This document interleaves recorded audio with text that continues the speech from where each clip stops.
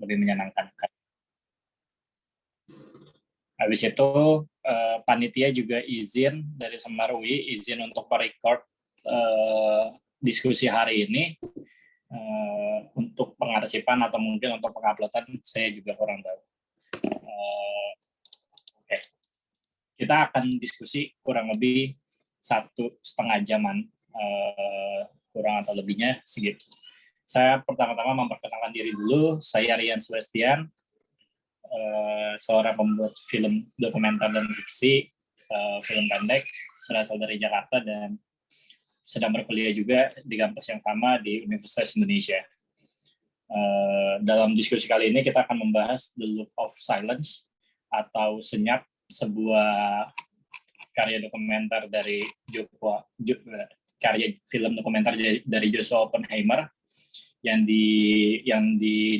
dibikin oleh Final Cut for Real, Draft House Film, Participant Media, sama Anonymous, yang sempat masuk dalam nominasi tahun 2016 di Academy Award atau Oscar dalam Best Documentary Feature. Film ini secara singkat dan secara lugas menceritakan tentang seorang adik dari korban tragedi pembunuhan yang terjadi pada 6566 bernama Adi yang menjelajahi masa lalunya dengan bertemu banyak para pelaku yang membunuh kakaknya yang pada saat itu dianggap sebagai simpatisan PKI atau pada saat itu dibilang sebagai PKI. Kali ini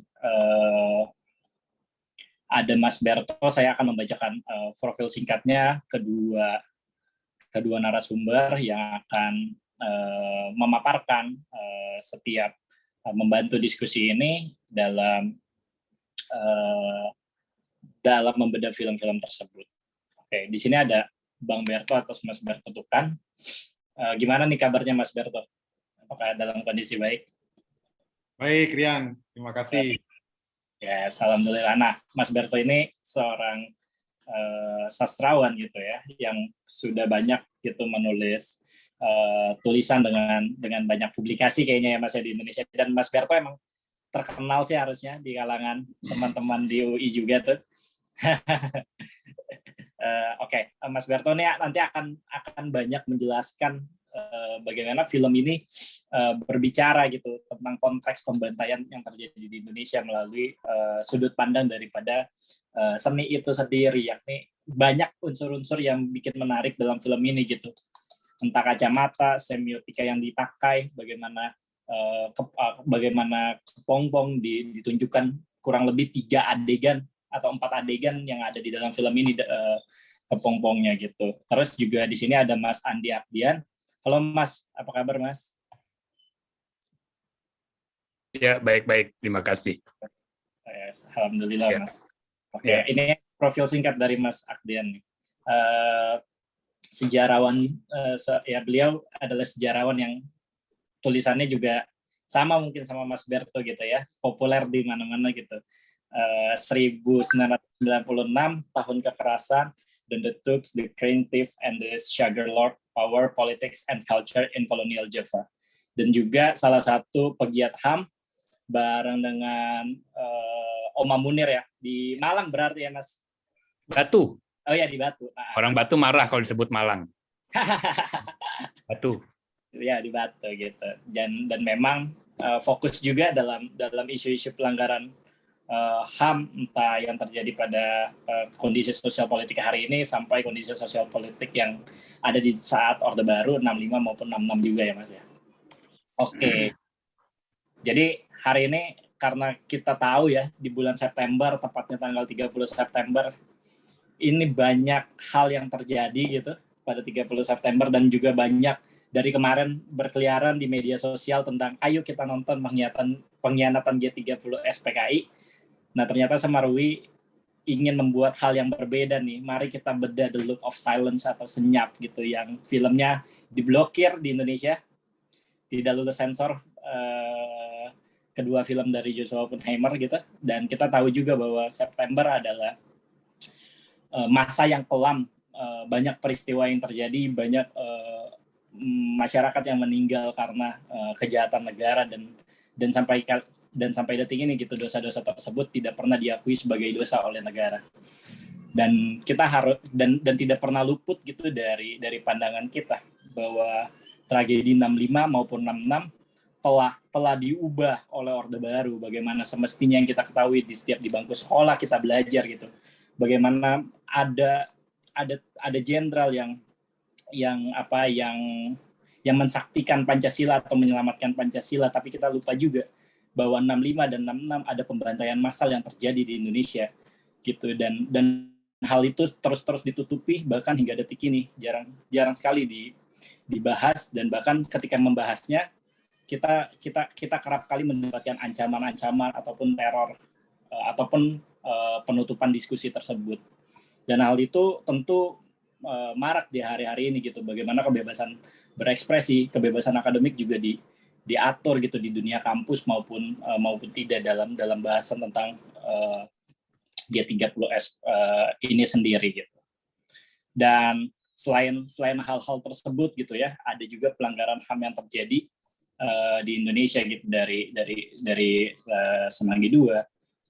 Bagaimana peristiwa itu juga mengakibatkan korban. Di 2019 juga ada reformasi di korupsi yang terdapat 5 korban meninggal akibat demonstrasi besar tersebut. Terus juga ada pembunuhan Cak Munir yang tahun depan kasus pidananya juga akan kadaluarsa. Terus juga ada pembunuhan Salim Kancil gitu, terbunuhnya Salim Kancil, salah satu aktivis tambang, aktivis lingkungan yang melawan tambang di daerahnya, dan begitu rentetan lainnya terkait peristiwa di bulan September. Begitu pula dengan 6566 yang hari ini Semarwi membuat diskusi beda film kejahatan negara yang disangkal yang menghadirkan Mas Andi Akdian dan Mas Berto. Mungkin panitia akan memutarkan sedikit cuplikan video 15 menit dari The Look of Silence atau Senyap, yang nantinya Mas Berto dan Mas Andi akan membedah ini dari sudut pandang masing-masing bagaimana melihat film ini.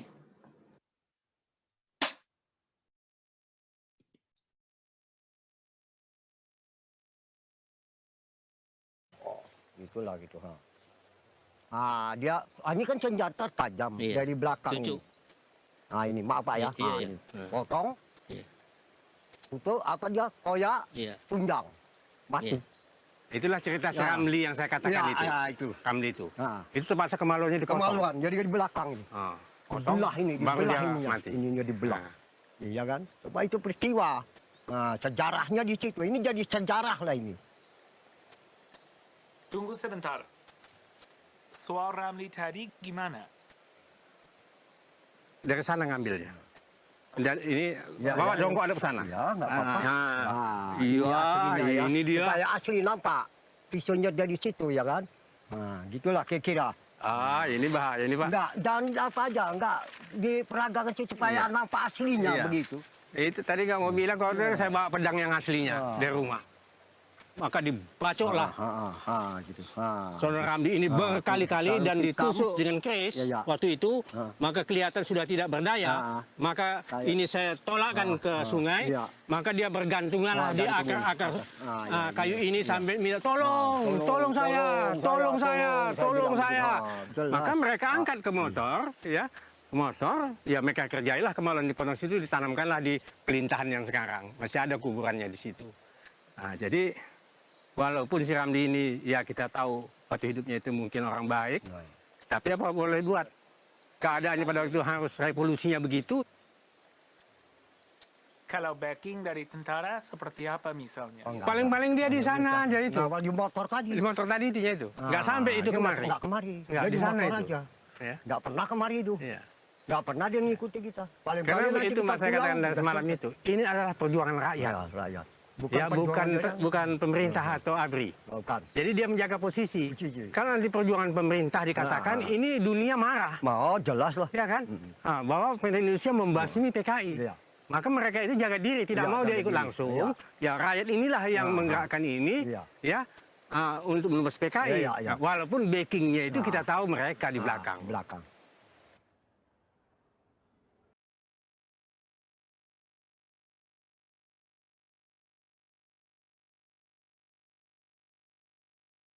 Bapak menjabat sebagai Ketua Komando Aksi. Banyak pembantaian yang terjadi di sini, terutama di Sungai Ular. Apakah semua itu atas instruksi Bapak? Ya, karena begini. Ya. Kalau pembantaian itu spontanitas rakyat. Yang tidak setuju kepada paham komunisme ini. Jadi Pak, itu proses pembantaian itu dilakukan. Itu diambil dari tahanan, diambil dari TPU lah. Itu dikawal polisi, dibawa oleh Komando Aksi, dibawa ke lokasi pembantaian yaitu di Sungai Ular. Bagaimana mungkin itu dianggap spontanitas dari rakyat? Jadi begini, ya, di sini salah pengertian kita.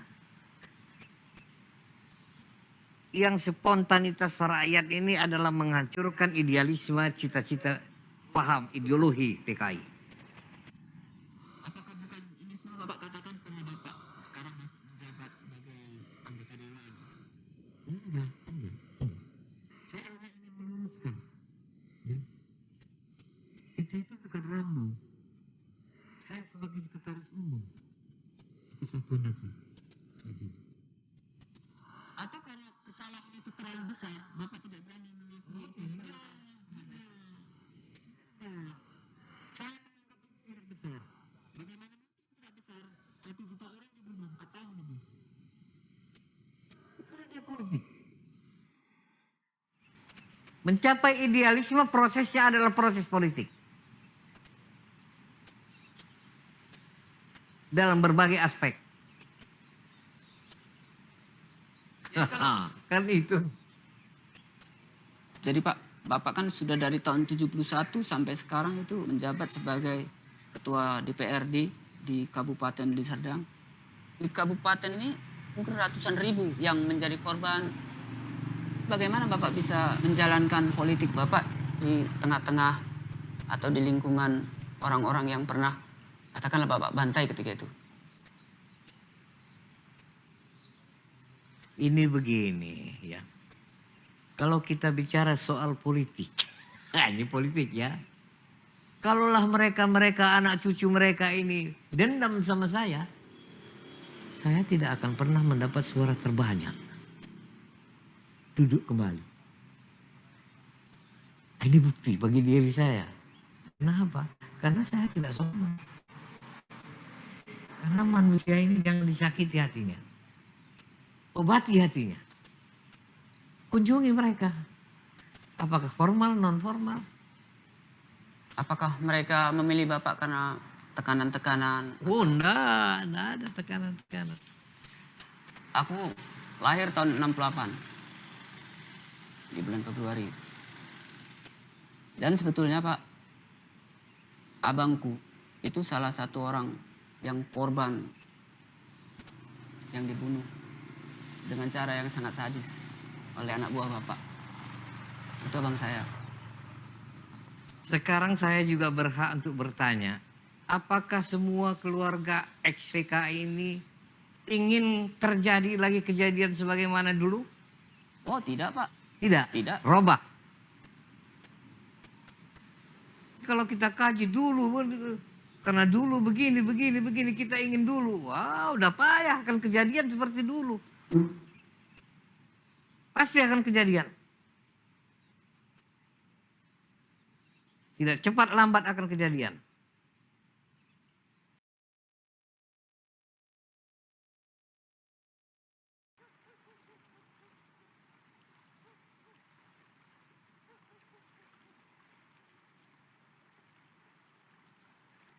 Aisyah pergi ke apa tuh? Ke kantin.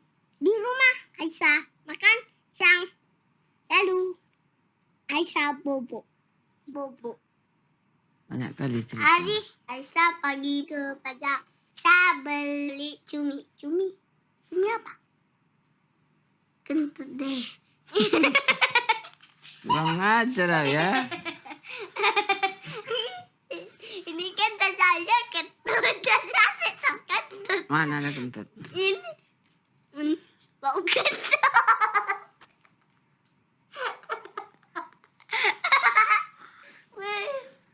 Kena kentut. Enak Pak. badai.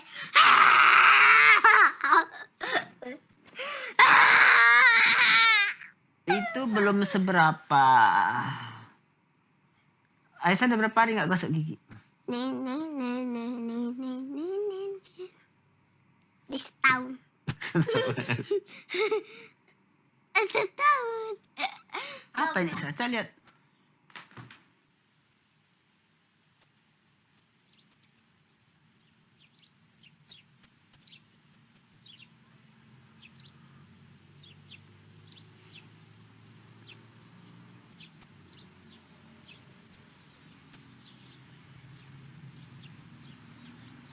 Kalau tahu Adi mau jumpai orang yang bunuh korban-korban itu, aku nggak akan kasih Adi ke sana. Karena bisa aja orang itu nyulik Adi. Adi dibuang tas di mana dibunuhnya. Nggak Adi pikirin. Si Angga, si Adit, si Iqbal, si Aisyah. Kalau terjadi apa-apa sama Adi kayak mana dengan kami?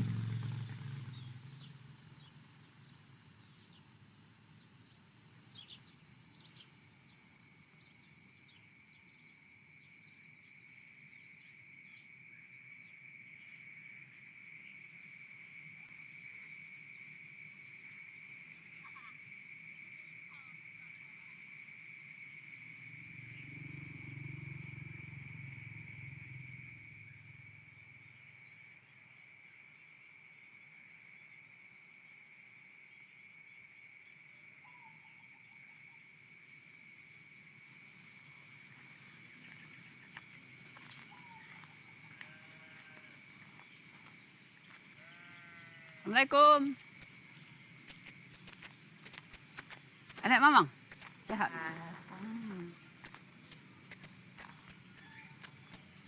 Sehat? Sehat. Anak Bapak?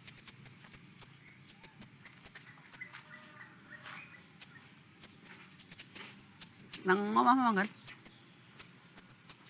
Assalamualaikum.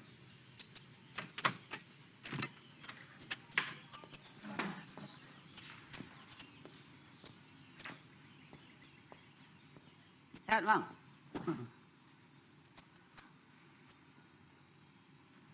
Sehat? Alhamdulillah. Iki, aku teko arek iku. Mereka sama teh Mamang sekalian ngomongnya kan nggak payah dulu. Kalau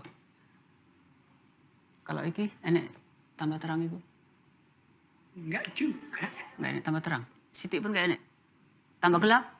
Enggak, biasa. Iki biasa. Iki biasa. Piro umur Diko? Piro umur Diko? 82. 82. Kalau ambek Mama selisih pirang tahun? Enggak selisih akeh lah ngono. Mamamu kira-kira kalau aku mau.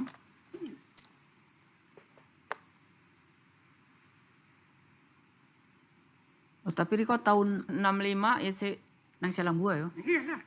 Waktu itu kan si Ramli di penjara lah nang Panggung film itu. nang panggung bioskop. Ya, wayan suruh nunggu orang itulah katanya. Oh, Riko Joko nang penjara itu.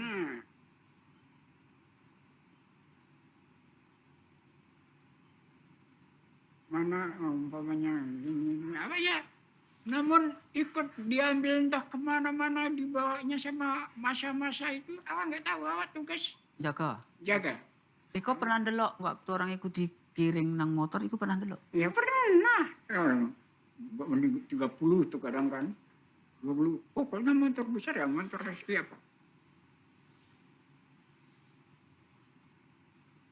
Jadi kapan pertama kali Riko ngerti kalau yang digawa itu ada di pateni? Hah? Kapan Itu pertama? cerita orang yang ikut masalah katanya. Ngomongnya waktu Riko tugas juga ini sudah lewat kan. Sebelum mati, tahu ada dengar gang dulu. Berapa sawit sana yang di sini macam yang ribut begitu.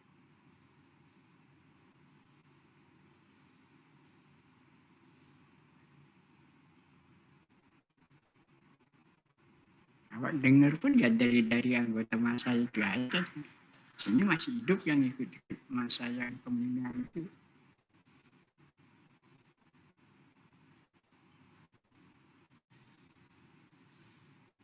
Jadi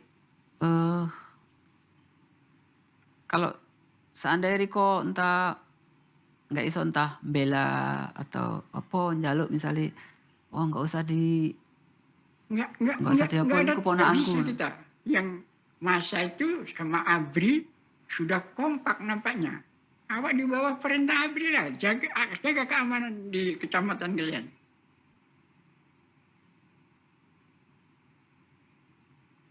Ya sudah, jaga keamanan ya. Apabila suruh jaga di penjara ya jaga. Nggak ada paman merasa bersalah atau menyesal Ya. karena orang yang udah paman jaga itu rupanya untuk dijagal. Ya sedikit banyak paman ikut terlibat lah. Ikut terlibat nanggung dosanya gitu. Lantaran kita membela negara ini ya, nggak ada ke situ Pak. Nggak ada Penyesalan penyesal atau yang sudah itu sudahlah gitu. Ya artinya walaupun yang sudahlah tapi ada nggak rasa nyesal atau apa? Ya, kalau daripada kita katanya kalian ini terlibat, daripada bilangkan gitu apa ya, turut saja. Pokoknya kita jangan ikut membunuh. Udah. Tapi orang-orang yang dibunuh waktu itu, paman kan tahu kalau di kampung sini nggak ada apa-apa. Artinya kan paman ikut membantu bersalah. Ikut, kok ikut? Kalau ikut apa? Enggak ikut beli kan itu ikut. Tapi kan jaga juga. Tapi awak jaga keamanan katanya. Ini orang ini mau berontak.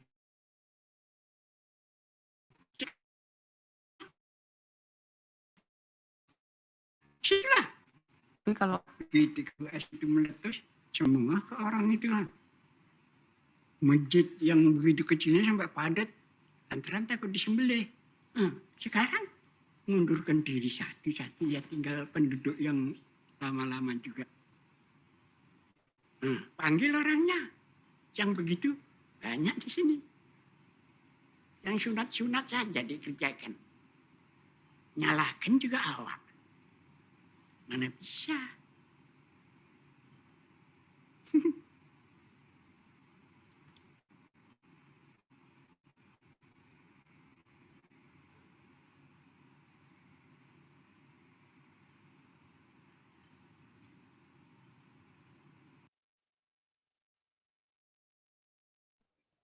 Baik, itu sekilas gambaran dari film The Look of Silence atau Senyap. Kalian juga bisa nonton full versinya. Bisa diunduh secara gratis juga oleh Joshua Oppenheimer bersama teman-teman produksinya di websitenya thelookofsilence.com. Di sana bisa menonton, dan kalau nggak salah mereka sempat bikin sebuah petisi. Siapa tahu petisinya masih berlaku hingga saat ini, jadi bisa kita ini. Oke, ini langsung lanjut aja nih, kita ngobrol sama Mas Berto nih. Halo Mas Berto, udah ya? Oh, udah ada. Gimana nih Mas Berto pemaparan dan penjelasan tentang film Senyap dan Tragedi 656? Halo Rian, selamat sore teman-teman semua. Selamat sore Bang AA. Sebetulnya Joshua Oppenheimer dalam konteks film ini kan ada dua ya. Ada Senyap ini, The Look of Silence, dan Jagal, The Act of Killing ya. Terus terang memang untuk saya pribadi lebih tertarik sebetulnya memang dengan dengan si Jagal, Senyap saya lebih tertarik dengan Senyap karena memang kayaknya sih lebih dingin ya, lebih dingin eksekusinya, dan bahkan filmnya pun terasa lebih dingin gitu. Sebetulnya banyak sekali adegan-adegan yang menarik ya untuk saya, dan juga mungkin teman-teman yang lain juga mungkin punya adegan-adegan menarik dan favorit dari film ini gitu. Tetapi sebetulnya film ini saya sudah nonton beberapa tahun lalu, dan beberapa kali juga sempat nonton ulang dan beberapa termasuk favorit, sehingga misalnya adegan kayak si yang tua tuh yang dipakai lagi dicek kacamatanya itu kan sampai ke tingkat pernah ngomong kayak gini kan, ya jadi gila dia, naik itu ke pohon kelapa, jadi gila, ya minum darah supaya nggak gila, gitu-gitu kan, ada kayak gitunya tuh. Terus juga misalnya adegan yang saya suka juga tuh yang tadi tuh yang diputar juga ketika si ketua DPRD itu kan, ketua DPRD itu berdialog gitu dengan siapa ya, dengan si Adi gitu ya, yang mana kalau menurut saya sih terjadi perspektif yang saling berbeda nih. Mungkin Adi sebagai seorang pewawancara itu membawa ide hak asasi manusia di dalam kepalanya, tetapi berhadapan dengan seorang politisi kawakan tuh, kalau nggak salah tuh, saya lupa deh, kalau nggak salah tuh dia tuh anggota DPR tuh sejak zaman Orde Baru sampai film itu dibikin masih anggota DPR. Kalau nggak salah ya, DPRD ya. Kalau nggak salah ada penjelasannya gitu deh. Bapak sejak dulu apa gimana gitu, penjelasannya saya lupa. Tapi setidak-tidaknya kalau asumsi saya benar, berarti ini orang ketua DPRD-nya ini tuh berkuasa sebagai anggota DPRD itu lebih lama daripada Soeharto berkuasa sebagai presiden kira-kira ya. Karena dia kan sampai filmnya dibikin masih anggota DPRD tuh. Sedangkan film ini pastinya dibikin setelah reformasi ya. Setelah reformasi tahun-tahun mungkin Bang A masih bisa lebih memperjelas gitu ya. Tahun-tahun sekitar 2000-an 8 mungkin ya kira-kira ya. Tahun-tahun segitu dan dia masih anggota DPR. Nah, menurut saya ini sesuatu yang menarik nih untuk kita mengetahui sedikit banyak tentang gambaran konteks dari 65 itu sendiri dan juga dampaknya atau efeknya pada kehidupan berbangsa dan bernegara, bukan cuma di level pusat, nasional, maupun di level yang lebih kecil, yaitu di level yang apa istilahnya lokal gitu ya. Dan sebetulnya yang menarik juga kalau menurut saya adegan di film ini banyak adegan diamnya. Adegan diam ketika si Adi bertanya dengan beberapa orang itu selalu diakhiri dengan adegan diam. Seperti kayak Adi udah bingung mau ngomong apa lagi saking sedihnya atau saking merasa kok lu kejam banget gitu misalnya. Sedangkan si korban atau kadang-kadang ada satu adegan yang mungkin nggak masuk itu ketika Adi pergi ke salah satu algojo itu yang sudah tua dan algojo itu ditemani sama anaknya yang perempuan. Itu kan berakhir dengan diam yang aneh sih menurut saya ya. Kalau nggak salah di adegan itu si bapaknya ini minta diri untuk sholat dulu karena udah jam sholat di sore hari atau gimana. Terus bapaknya agak sempat pergi ke belakang, terus di ruang tamu itu Adi dan si kakak perempuan ini nih. Adi dan si kakak perempuan ini terus awalnya mereka berdialog standar gitu antara misalnya kalau nggak salah kakak perempuan itu sempat bilang, Adek kerja di mana? Kayaknya wajah adek ini familiar nih, gitu kan. Terus si Adinya kayak menolak gitu kan, menolak berbicara. Terus si Adi nanya, kakak udah tahu cerita bapak sampai minum darah ini? Gitu. Terus si kakak perempuan itu bilang, kalau cerita bahwa dia dulu, kalau bapakku dulu mau numpas PKI dengar, tapi kalau sampai minum darah ini, terus terang aku juga baru tahu ini, ngeri juga aku gitu-gitulah. Dan akhirnya diskusi mereka itu berakhir dengan diam gitu ya. Dan jadi film ini banyak sekali berakhir dialog-dialog yang tidak selesai dan berakhir dengan diam. Dan itu mungkin mungkin nggak tahu, mungkin setelah itu masih ada perbincangan lagi, tetapi tentu saja ya film pasti sutradara punya pilihan-pilihan editing ya. Mungkin dia membiarkan tuh untuk di kalimat tertentu terus diam. dan ini mungkin pesannya gitu ya menurut saya tuh ya, pesan yang sangat pesan simbolis yang ingin dilemparkan oleh sutradara gitu ya terhadap pemaknaan dia terhadap peristiwa ini, terkhusus dari kacamata korban ya, terkhusus dari kacamata korban, bagaimana pada akhirnya diam itu menunjukkan semacam, untuk saya pribadi interpretasi, menunjukkan semacam sebuah sesuatu yang belum selesai, sesuatu yang tidak selesai. Problemnya adalah adegan diam itu selalu terjadi ketika diskusi mereka tuh sampai dari si Adi ini kan selalu datang, lalu format dialognya atau format wawancara dalam tanda kutipnya kira-kira mulai dari keadaan sekarangnya si tokoh yang diwawancarai. Gimana keadaan, sehat, apa segala macam gitu ya. Terus dia mulai gali pelan-pelan ke dalam masa lalu gitu. Pelan-pelan ke dalam masa lalu, lebih kepada gambaran ingatan secara garis besar dari si tokoh yang diwawancarai, lalu perlahan-lahan dia masuk lebih mendalam sampai kepada peran tokoh itu di masa ketika terjadi pembantaian itu gitu ya. Tentu saja film ini juga ada beberapa footage yang bukan dibikin oleh Adi tetapi dibikin oleh Joshua sendiri gitu kan.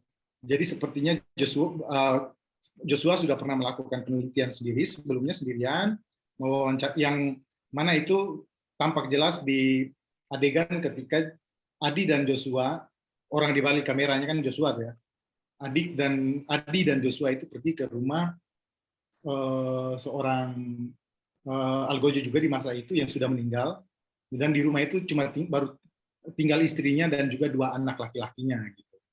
Nah di situ kan jelas gitu ya bahwa ini memang sebelumnya Joshua udah pernah ke situ, sudah mewawancarai panjang lebar dengan ayah mereka. Setelah itu Joshua datang lagi bersama Adi, dan Adi yang bertanya lebih banyak di situ. Nah rupanya memang kalau menurut saya sebelumnya di dalam film itu juga diperlihatkan adegan itu, Adi sepertinya sebelum datang ke mewawancarai orang-orang itu melihat dulu rekaman wawancara Joshua sebelumnya, sehingga Adi punya gambaran yang cukup mendetil dan cukup paham tentang latar belakang dari tokoh-tokoh yang akan dia wawancarai gitu. Nah, jadi selalu Adi itu selalu wawancara itu selalu dimulai dengan keadaan sekarang, turun ke keadaan imajinasi atau kenangan secara umum tentang peristiwa 65, lalu dia mengerucut kepada peran dari si orang yang diwawancarai di masa itu. Ketika sampai di peran yang diwawancarai orang di masa itu, dia akan menjustifikasi, dia akan memberikan pertanyaan-pertanyaan.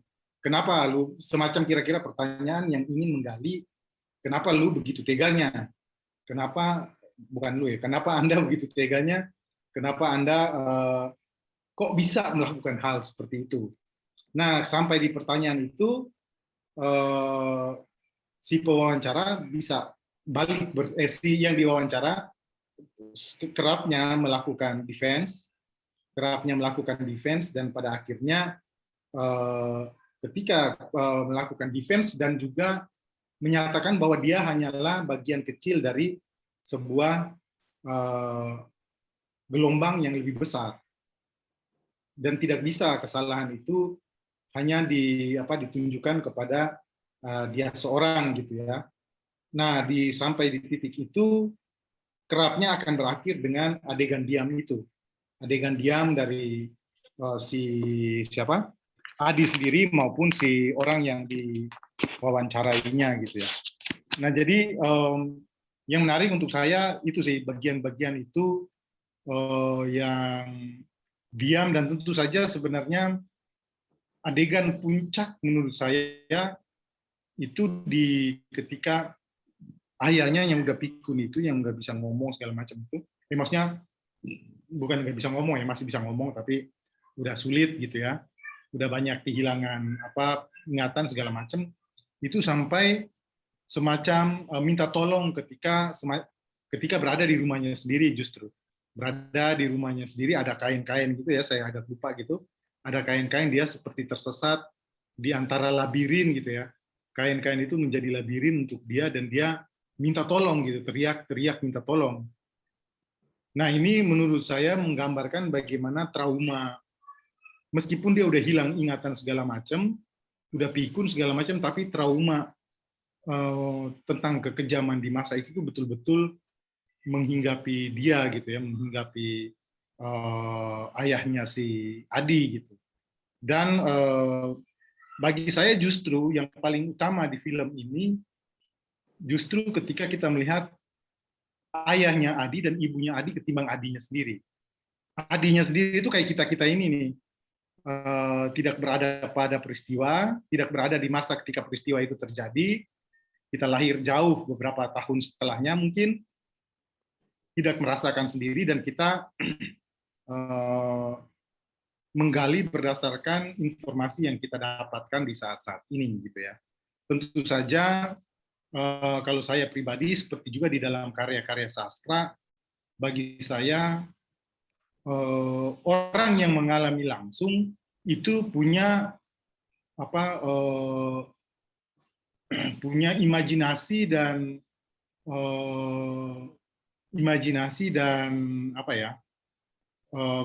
memori yang begitu real, yang nggak bisa kita yang tidak merasakan secara langsung dapat menggapai gitu. Mungkin bisa dalam konteks tertentu, tetapi tidak sampai kepada level yang begitu kuat seperti mereka merasakannya. Sebagai contoh misalnya saya membandingkan misalnya ketika kita membaca gitu ya, cerpen-cerpen Om Martin Aileda tentang 65 atau korban-korban 65, itu Om Martin Aileda itu cukup menulis satu kalimat untuk menggambarkan betapa takutnya dia. Itu tuh lebih mengena dan lebih mengena kalimatnya, dan lebih bisa membangkitkan imajinasi kita tentang ketakutan dan kekejaman, ketimbang kita membaca satu bab, misalnya katakanlah, sekedar mengambil contoh ini ya, bukan menjustifikasi, Ambanya Laksmi Pamuncak misalnya. Ambanya Laksmi Pamuncak berbicara tentang sakitnya seorang korban, itu satu bab pun itu nggak bisa mencapai efek artistik dari peristiwa kesakitan dibandingkan Martin Aileda menulis cuma dengan satu kalimat. Martin Aileda bisa menulis cuma dengan satu kalimat dan kita langsung ngerasain betul gitu apa yang dia maksudkan dengan sakitnya korban gitu ya. Coba aja teman-teman, kalau ini coba sendiri dibaca. Nah, bagi saya Adi itu di posisi seperti penulis mata kedua, kalau saya pakai istilahnya Afrizal Malna ya, mata kedua gitu. Nah, mata kedua itu efeknya tidak sekuat efek jika hal itu diceritakan oleh mata pertama. Katakanlah dalam hal ini Martin Aileda gitu. Nah, si Adi ini mata kedua menurut saya. Justru ketika mata pertama yang bicara di dalam film itu, saya lebih merasakan efek yang lebih ini. Bagaimana ketika ibunya si Adi itu pergi ke kuburan anaknya, bagaimana dia bermain si keong atau apa yang namanya itu, keong atau si putih keong itu ya, atau bagaimana ketika dia ketemu dengan teman anaknya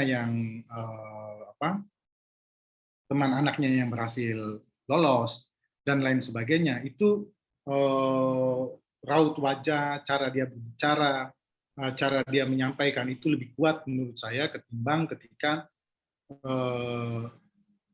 Adi gitu ya, ketika Adi yang berbicara. Tetapi ketika Adi bertanya dan jawaban muncul dari pelaku yang si para mantan algojo tersebut, itu pun menurut saya kuat juga karena mereka juga mata pertama gitu.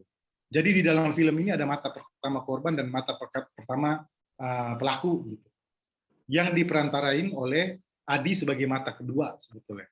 Dan juga tentu saja Joshua Oppenheimer ya, mata di balik kamera juga mata kedua ya. Begitu juga dengan mata kita ya. Nah, mungkin dari saya gitu dulu Rian sebagai pemicu awal. Saya juga pengen dengar dari Bang AA nih, yang juga selain juga sebetulnya barangkali dengan memahami sejarah kita bisa lebih menempatkan film ini dengan lebih mendetil dan lebih baik. Gitu. Terima kasih Rian. Oke, terima kasih Mas Berto. Ya ini sesuai dengan judul film ini kali ya, The Look of Silence atau Senyap gitu, banyak memang dimulai bahkan dengan adegan diam kan, bagaimana kacamata alat yang untuk melihat minus, plus ataupun sebagainya digunakan oleh Joshua Oppenheimer sebagai pembuka gitu. Ketika berdialog juga dengan salah satu Algojo, terdengar juga gitu, terang, buram, dan itu kurasa juga punya tempo-tempo yang bisa merepresentasikan seberapa besar sih gambaran cerita tentang pembantaian 65-66 yang akan didapatkan Adi ketika menjelajahi perjalanan cerita-cerita dari Algojo beserta keluarganya. Tadi juga Mas Berto bicara tentang bagaimana ayahnya Adi gitu ketika di dalam satu rumah kosong yang harus duduk dan tidak bisa jalan, menyeret-nyeret dirinya gitu. Banyak Joshua Oppenheimer menggambarkan sebuah drama yang menyedihkan sebenarnya di film ini gitu dengan dia, tapi juga kita bisa lihat keikhlasan Adi dalam peristiwa yang terjadi, bahkan sampai adegan bersama seorang anak dari Algojo diakhiri dengan berpelukan kan, salah satu adegannya. Oke, ini habis ini ada Mas Andi Akdian nih akan memaparkan gitu apa yang terjadi pada kondisi pembantaian 6566, terus bagaimana The Look of Silence menggambarkan peristiwa tersebut melalui penjelajahannya Adi. Boleh silakan Mas Andi Akdian. Apalagi. Ya. Oke, ada. Saya terbuka dengan diskusi yang disampaikan oleh Umberto. Menikmati. Oke, terima kasih Rian. Jadi selamat sore buat semuanya. Saya sudah sebenarnya ingin ngobrol tadi seperti tadi Umberto ya, tapi karena sudah menyiapkan PowerPoint sekalian aja deh saya presentasikan ya.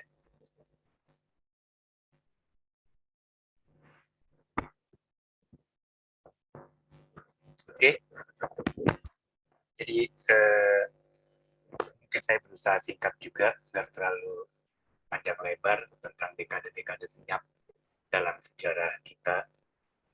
Walaupun ini sejarah sebenarnya, saya kira ini bukan lagi sejarah ya. Sejarah dalam arti penting karena ada pertanyaan yang sangat kuat di dalam artian mau kemana kita atau mau kemana Indonesia, politik Indonesia ke depan dan lain sebagainya. Jadi ada satu hal yang saya kira sangat subtil dan sangat menyentuh di dalam film ini, yang saya kira dari situ saya bisa membaca kembali pengalaman sejarah sebagai satu satuan politik ya di Indonesia. Saya mulai ya seperti tadi ya, standar aja. Jadi apa yang muncul melalui film ini, saya berangkat dari film dulu ya. Ada semacam flip coin gitu ya. Ada dua mata uang dalam satu koin di dalam pengalaman sejarah orang Indonesia. Di sini misalnya ada Adi, the loser, orang yang kalah, dan ada yang dari anggota DPRD itu ya, orang yang pemenang dalam sejarah. Dan ini kita bisa lihat dua-duanya yang menjalani tragedi sejarah yang telah terjadi, dan saya kira film ini mengangkat bagaimana aspek dimensi psikologis ya, jiwa dalam. Jadi kalau mau saya katakan dalam beberapa kajian sejarah, kita punya kajian resmi negara yang dikeluarkan pertama ya oleh Nugroho Susanto Ismail Saleh tentang apa yang terjadi pada tahun 65 tentang kudeta.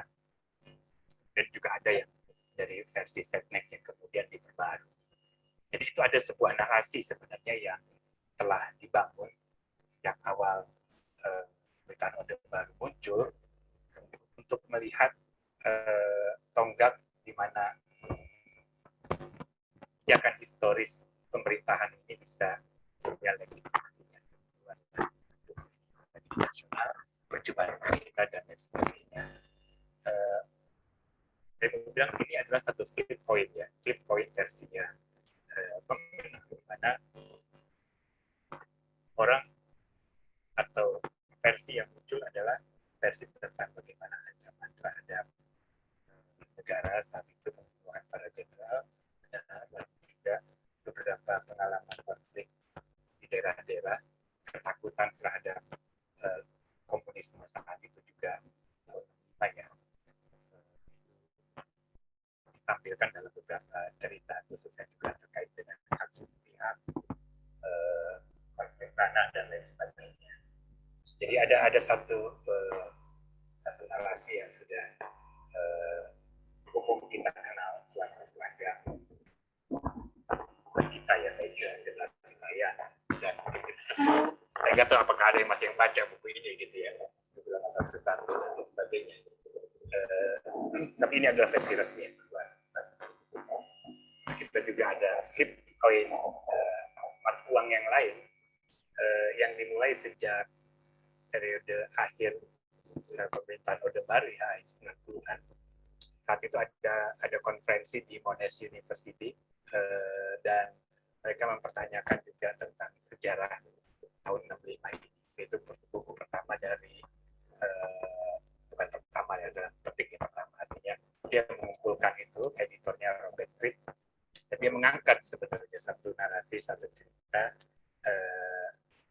Pada saat itu 90-an masih sangat terbatas ya, akses masih terbatas, arsip-arsip kesejarahan masih terbatas, dan orang belum mau bicara tentang itu secara terbuka. Jadi kalau baca pengantarnya Robert Fripp, dia bilang ada 3 hal dalam peristiwa 65 itu yang menjadi problematik. Pertama adalah masalah informasi atau data, kata dia, karena aksesnya terbatas, orang nggak bisa melakukan riset secara mendalam, jadi orang nggak terlalu tahu betul tentang itu, jadi samar-samar. Lukanya ada, tapi bagaimana itu diceritakan atau bagaimana bentuknya itu masih samar-samar. Jadi pertama itu data, kemudian kedua tentang problem dari interpretasi yang dia juga lihat sifatnya memang interpretatif ya, lebih banyak aspek kultural, juga ada aspek-aspek yang dalam media mainstream saat itu tahun 65 saat terjadi, di mana media kan dikuasai, dikontrol oleh satu media ya saat itu, Berita Yuda, koran itu ya, dan radio, khususnya radio yang paling berpengaruh tentang apa sih yang terjadi pada saat itu, karena kalau dalam konteks tahun 60-an, radio merupakan alat paling efektif yang menyebabkan orang di pinggiran, di desa paling pelosok sekalipun tahu persoalan-persoalan yang terjadi di pusat politik Indonesia. Dan radio ketika dikuasai dalam satu versi menjadi satu sarana propaganda yang cukup jelas ya.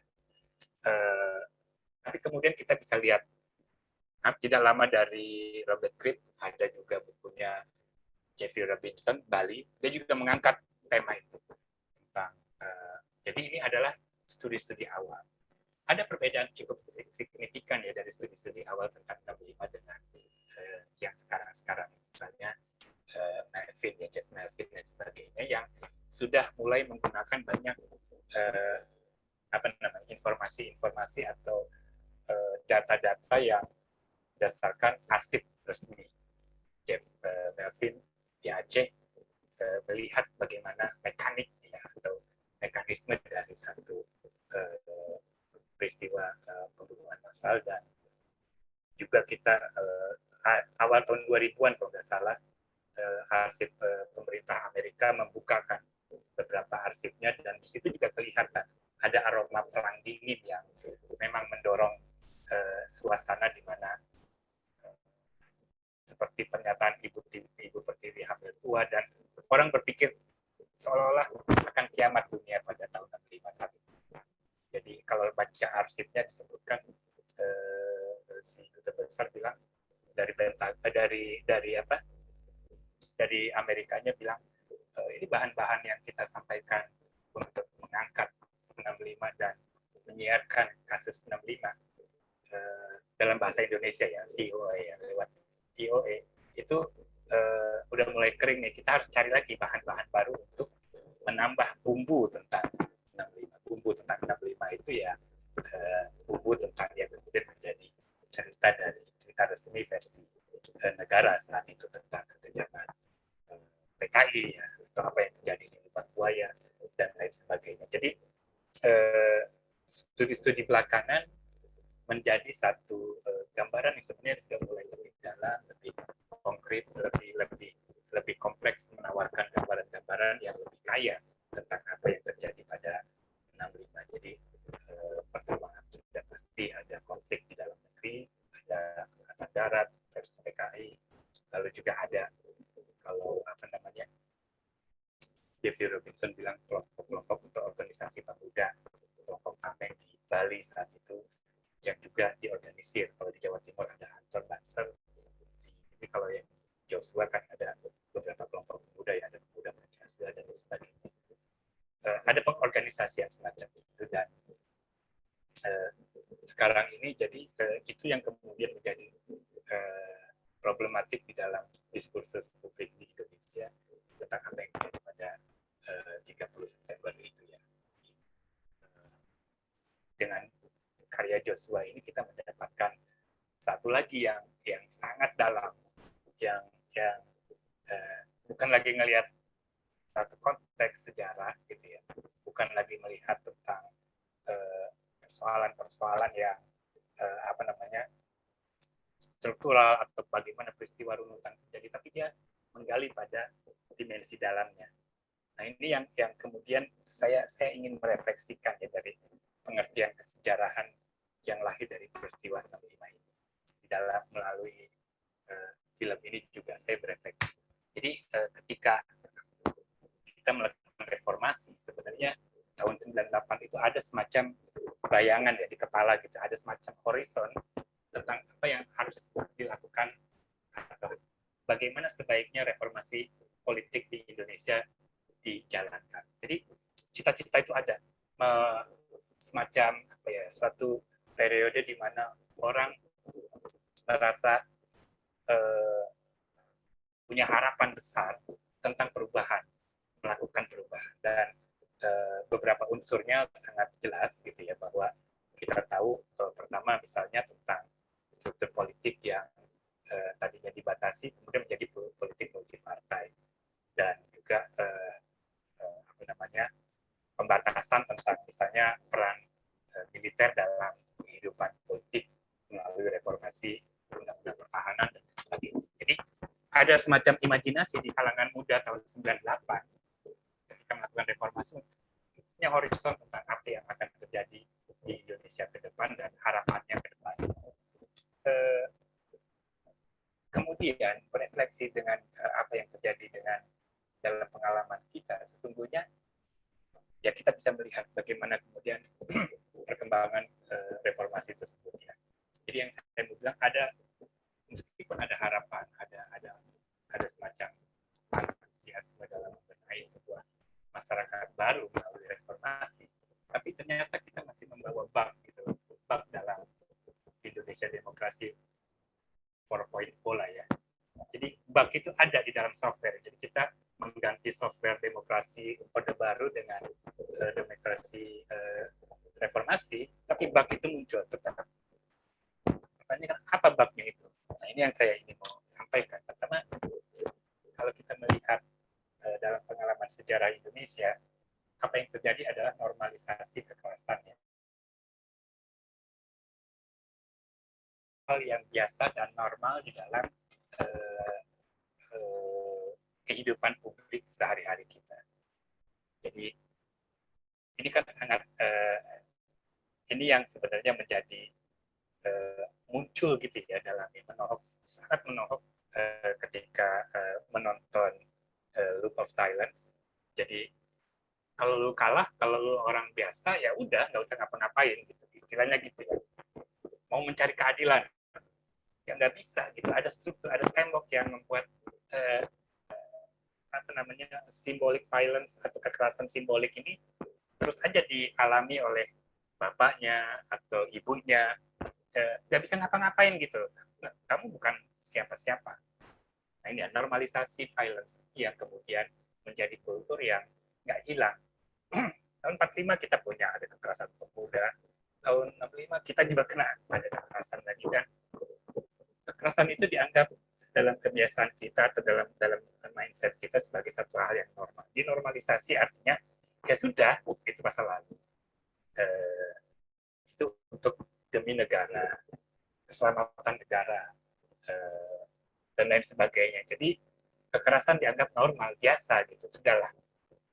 Kita bisa melihat kan kalau orang tanpa konteks tentang Indonesia gitu, betapa ngeri gitu sebenarnya tampilan kekerasannya diperagakan ya lewat film itu ya.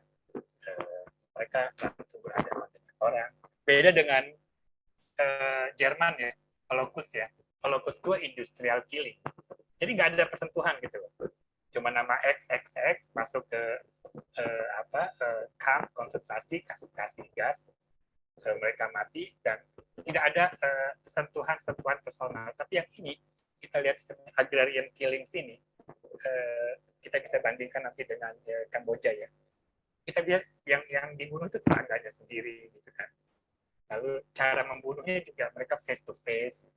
Dan itu yang sebenarnya sangat menarik ditampilkan oleh film ini, dan juga mengingatkan lagi ternyata memang kekerasan itu menjadi bagian yang tidak lepas ya dari kehidupan publik di Indonesia sehari-hari.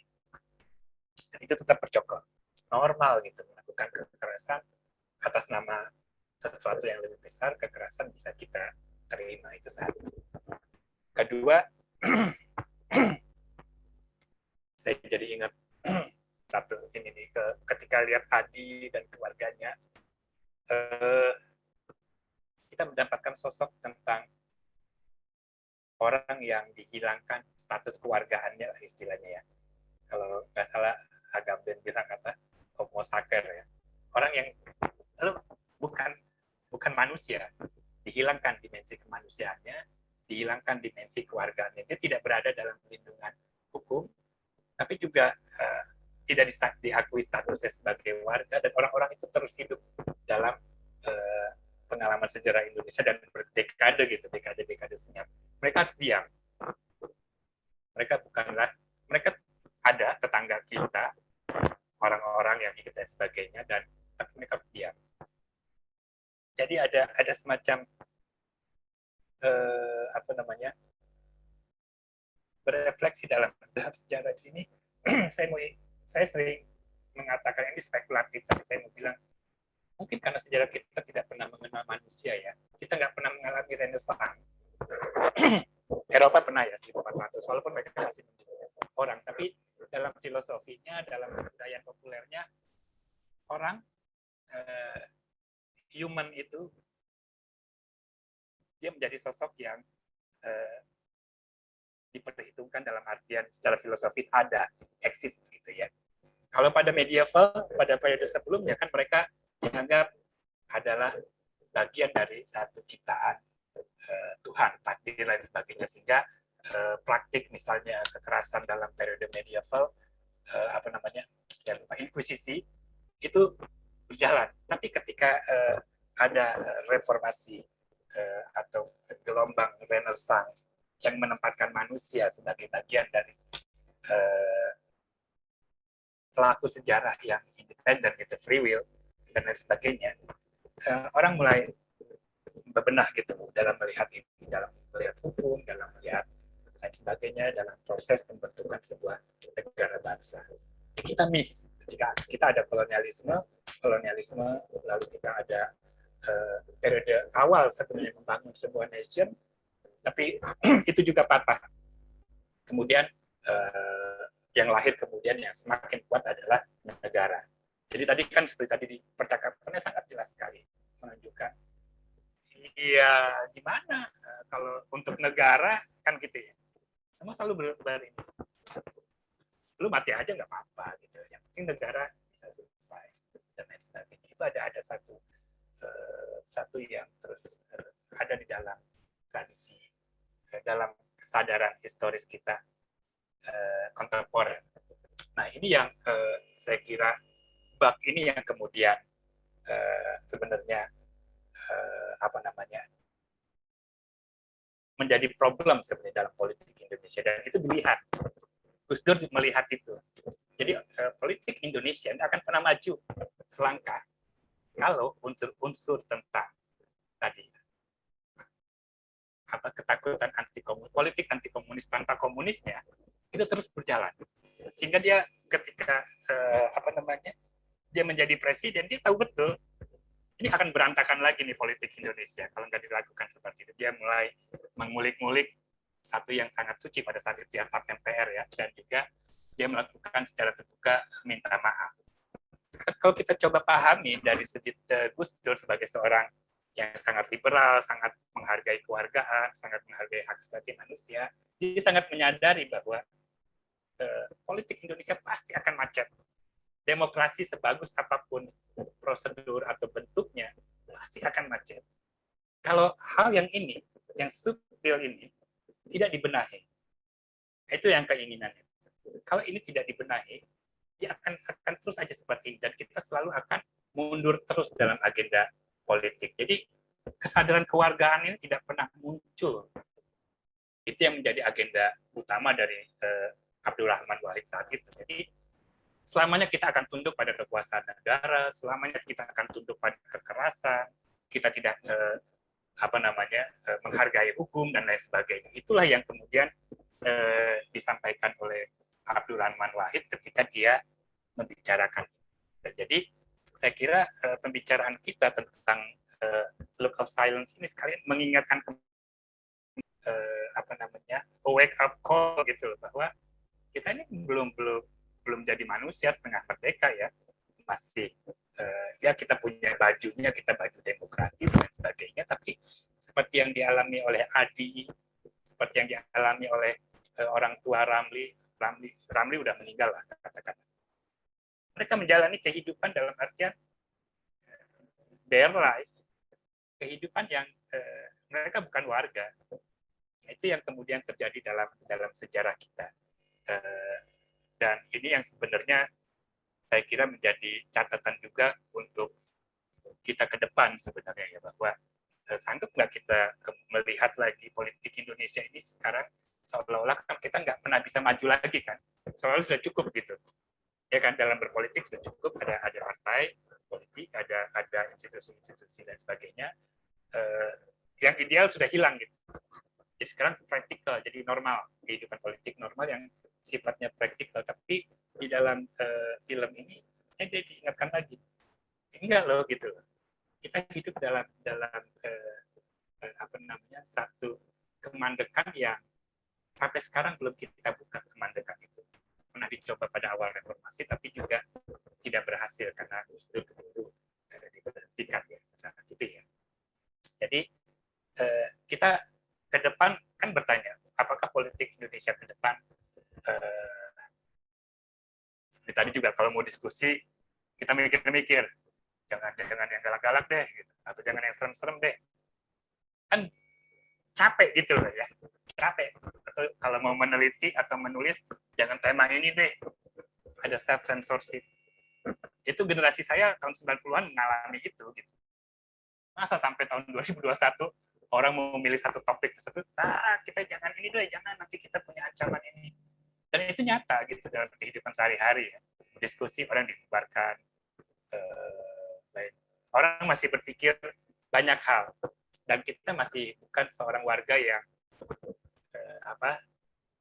equality before law, apa dan semuanya, kita takut untuk bersuara itu.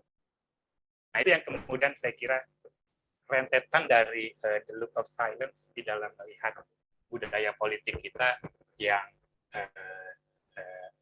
menggugah gitu, wake up call bahwa oh, sebentar ada masalah dalam kehidupan Anda sudah bebas belum sih sebagai warga gitu. Kalau Adi udah pasti dia keluarga anggota BTI sudah pasti dia nggak bebas. Tapi Anda yang nggak, kita yang nggak punya apa-apa, yang nggak punya hubungan dengan tahun 65, merasa bebas nggak ketika Anda menghadapi otoritas kekuasaan? Merasa takut nggak? Kan pertanyaan-pertanyaan seperti itu yang kemudian juga saya kira sangat bermanfaat dalam melihat film ini. Itu dulu ya, kira-kira. Terima kasih. Baik, Mas Andi Ardian. Terima kasih, Mas, atas pemaparannya gitu ya. Dari The Look of Silence, kita bisa merefleksikan gitu. Kebebasan tuh ada nggak sih sekarang? Atau jangan-jangan sebenarnya itu hanya hal-hal yang semu ya, Mas? Yang hadir gitu di negara berbaju demokrasi, yang apa-apa tuh kayak hari ini aja kita bisa lihat ada 2 orang yang disomasi gitu, akibat memaparkan suatu hal. Nah, dari The Look of Silence pun juga Mas Andi Ardian juga menjelaskan gitu rentetan peristiwa yang terjadi dan bagaimana konteks politik yang terjadi pada masa itu hingga hari ini yang berjalan. Bahkan kalau ada teman-teman yang udah nonton full filmnya tadi mungkin di 15 menit cuplikan juga jelas gitu, si salah satu anggota DPRD itu juga bicara kan, inilah politik gitu.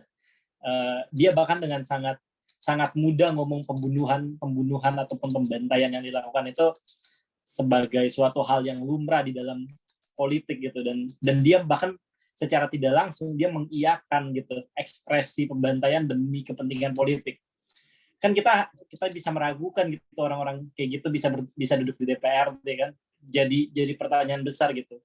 Kenapa dia bisa duduk bahkan dengan kuatnya gitu ya, dia bilang tidak memberikan tekanan terhadap warga sekitar yang memilih dia. Itulah hal-hal yang bisa dipertanyakan dari latar belakang terjadinya statement-statement yang keluar di The Look of Silence ini nih. Nah, sekarang kita akan masuk nih ke sesi question and answer atau pertanyaan nih. Teman-teman kalau ada yang mau bertanya, boleh langsung on mic aja atau mungkin mau menuliskan. Ini sudah ada yang bertanya sih, Mas. Aku bacakan kali ya. Sebentar. Ini ada dari Ausuf Ali gitu. Bagaimana proses masyarakat sejauh ini menghadapi isu 65, baik dari isu sejarah maupun kejahatan kemanusiaannya. Kira-kira Mas AA atau Mas Berto?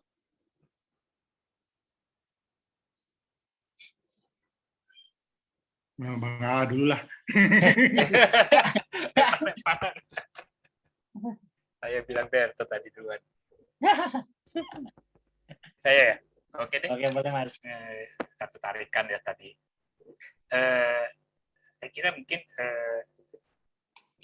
saya nggak mau bilang nggak ada progres. Ada progres, tapi bukan intended progress. Jadi satu progres yang muncul dari kalangan ya mungkin milenial dan sebagainya ya.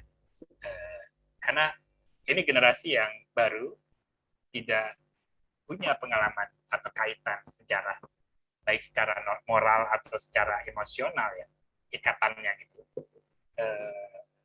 Jadi mereka pertama-tama pasti nggak percaya dengan fascisme. Ada rasa kritikal, sikap kritikalnya itu ada gitu ya.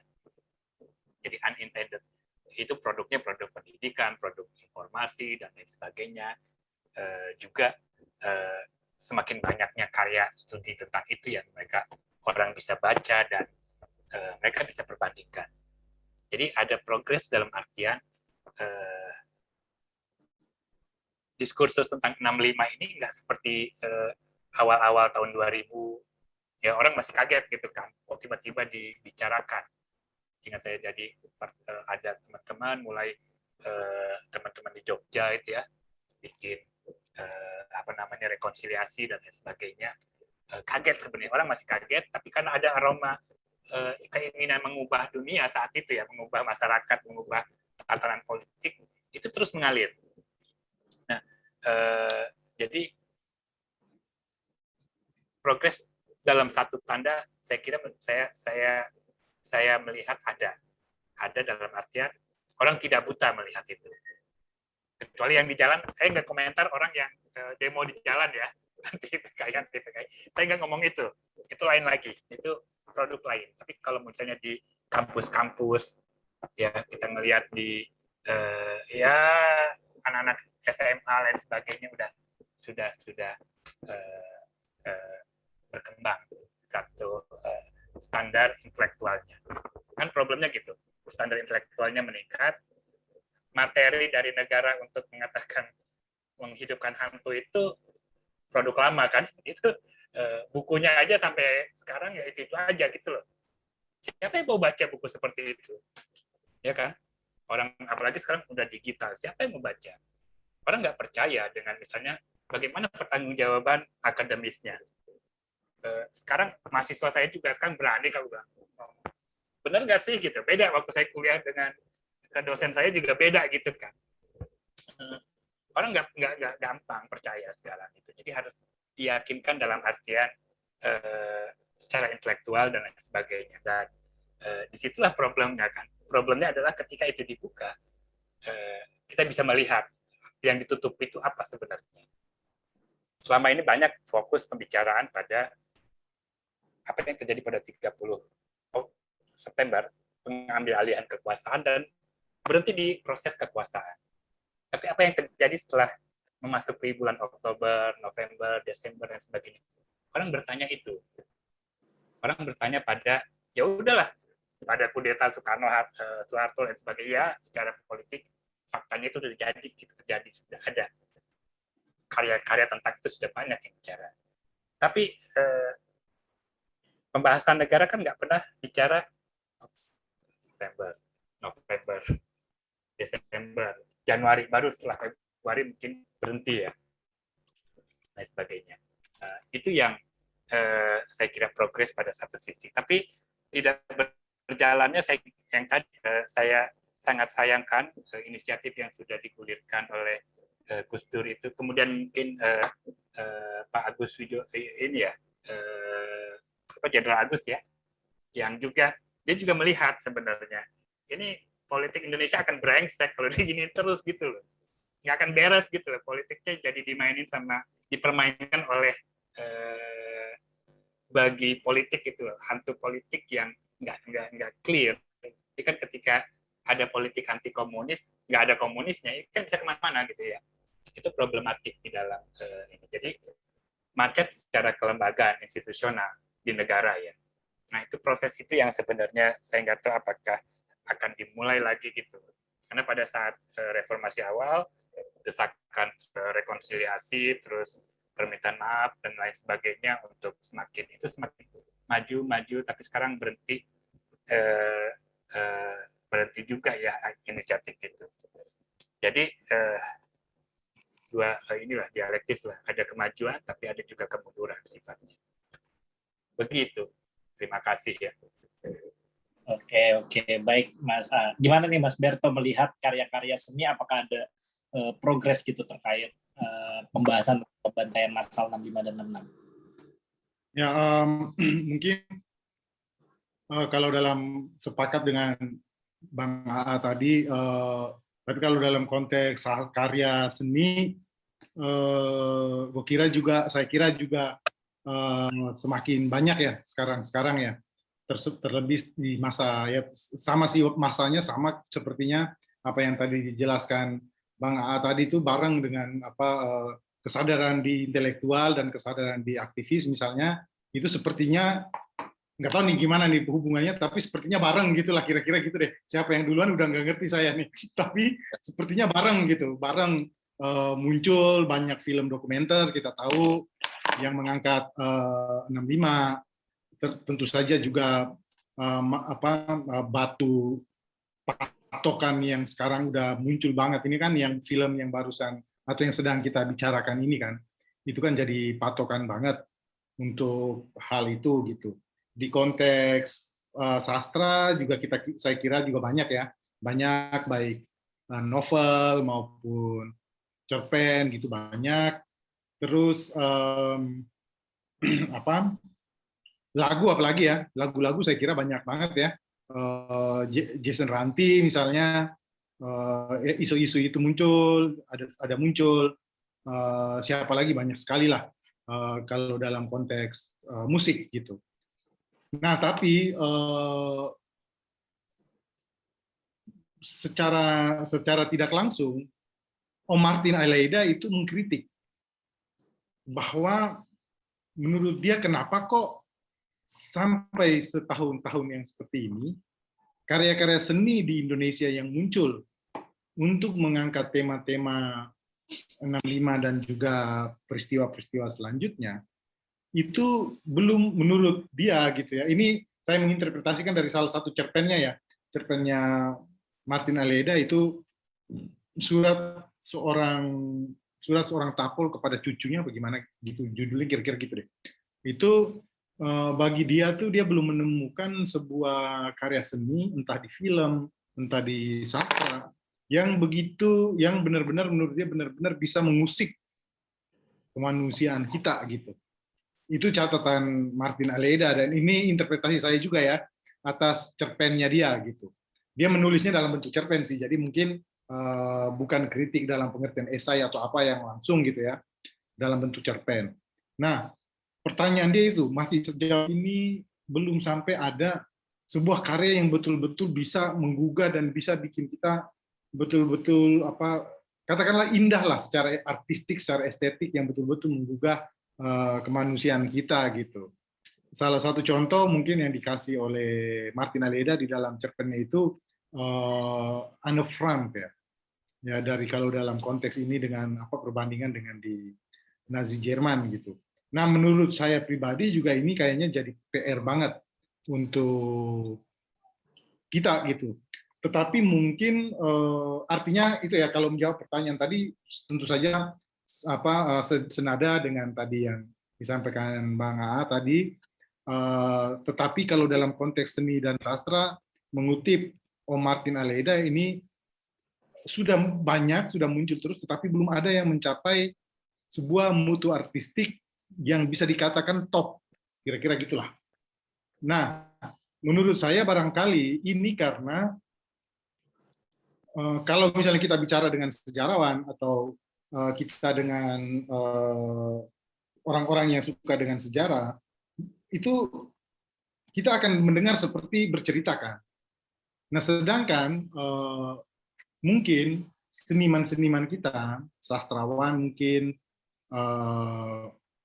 sastrawan, filmmaker dan lain sebagainya, itu tidak bergaul dengan sejarah itu dengan bergaul dengan akrab, katakanlah gitu ya. Gaulnya masih tipis-tipis saja gitu, masih kenal-kenal aja lah, belum jadi temen lah kira-kira gitu. Karena bukan cuma periode 65-an, tetapi saya kira juga periode sebelumnya, bahkan mungkin katakanlah untuk menarasikan sejarah arus utama, itu pun kita nggak punya karya seni yang bagus. Problemnya itu tuh. Jadi memang barangkali justru problem kesadaran sejarah mungkin ya di dalam konteks seniman tuh yang belum terlalu kuat menurut saya, sehingga sudah mulai ada penggalian terhadap 65 dan sebagainya, tetapi kita belum menemukan karya yang bermutu tinggi gitu ya. Dari katakanlah kita bicara dalam konteks masyarakat Indonesia, artinya seniman Indonesia gitu. Ketika kita bicara tentang Senyap dan Jagal juga bahkan itu kan mata dari luar, katakanlah mata Joshua Oppenheimer gitu ya, bukan mata seniman-seniman kita. Bukan berarti saya membedakan, tapi kan kesadaran yang dimaksudkan kesadaran masyarakat kita nih, gitu sih menurut saya. Jadi mungkin problem dengan bergaul dengan sejarahnya tuh yang masih kurang sebetulnya di kita. Saya nggak tahu kenapa nih, mungkin nggak tahu, bisa diskusikan lebih lanjut. Kenapa sih kita nggak segitu gaul gitu dengan sejarah gitu di masyarakat kita. Contoh paling sederhana di OS yang barusan muncul film tentang Westerling, dikit-dikit itu tentang Westerling itu yang di Mola TV itu kan juga tiba-tiba kita begitu banyak sekali yang kayak gitu-gitu. Oh, kok sejarah ada begini-begininya ya. Padahal itu sebetulnya fakta yang kalau kita cukup rajin membaca sejarah, kita harus udah tahu gitu loh. Kira-kira gitulah kalau dari saya. Oke, terima kasih Mas Berto. Ya, asumsiku juga jangan-jangan ini memang karena beberapa minggu lalu gitu sempat ada banyak diskusi itu di Twitter tuh, kalau ada yang ngikutin tentang Mas Erik Sasono, salah satu kritikus film kan juga membahas gitu di Space gitu bagaimana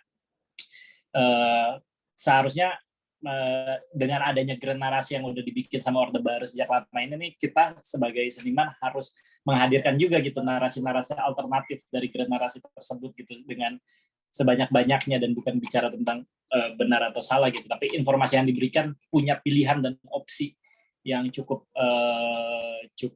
beragam gitu. Kalau misalnya di film Indonesia gitu kan, yang baru-baru ini ada UNI gitu menceritakan tentang dua perempuan gitu yang bersahabat ketika dia menjadi salah satu tahanan politik pada tahun 65 gitu, dan itu menarik gitu untuk ditonton gitu, bagaimana Fanny Chotima bisa mendokumentasikan kedekatan berdua secara humanis gitu. Gimana nih teman-teman, ada yang mau bertanya kembali? Oke, ini ada nih dari Rama Ardana. Kira-kira mau open mic? Halo. Halo. Halo, iya. Halo, Rian, moderator ya? Halo? Iya, benar. Ya, iya, suara iya. gue kedengeran nggak ya? Iya, terdengar. Ya, halo.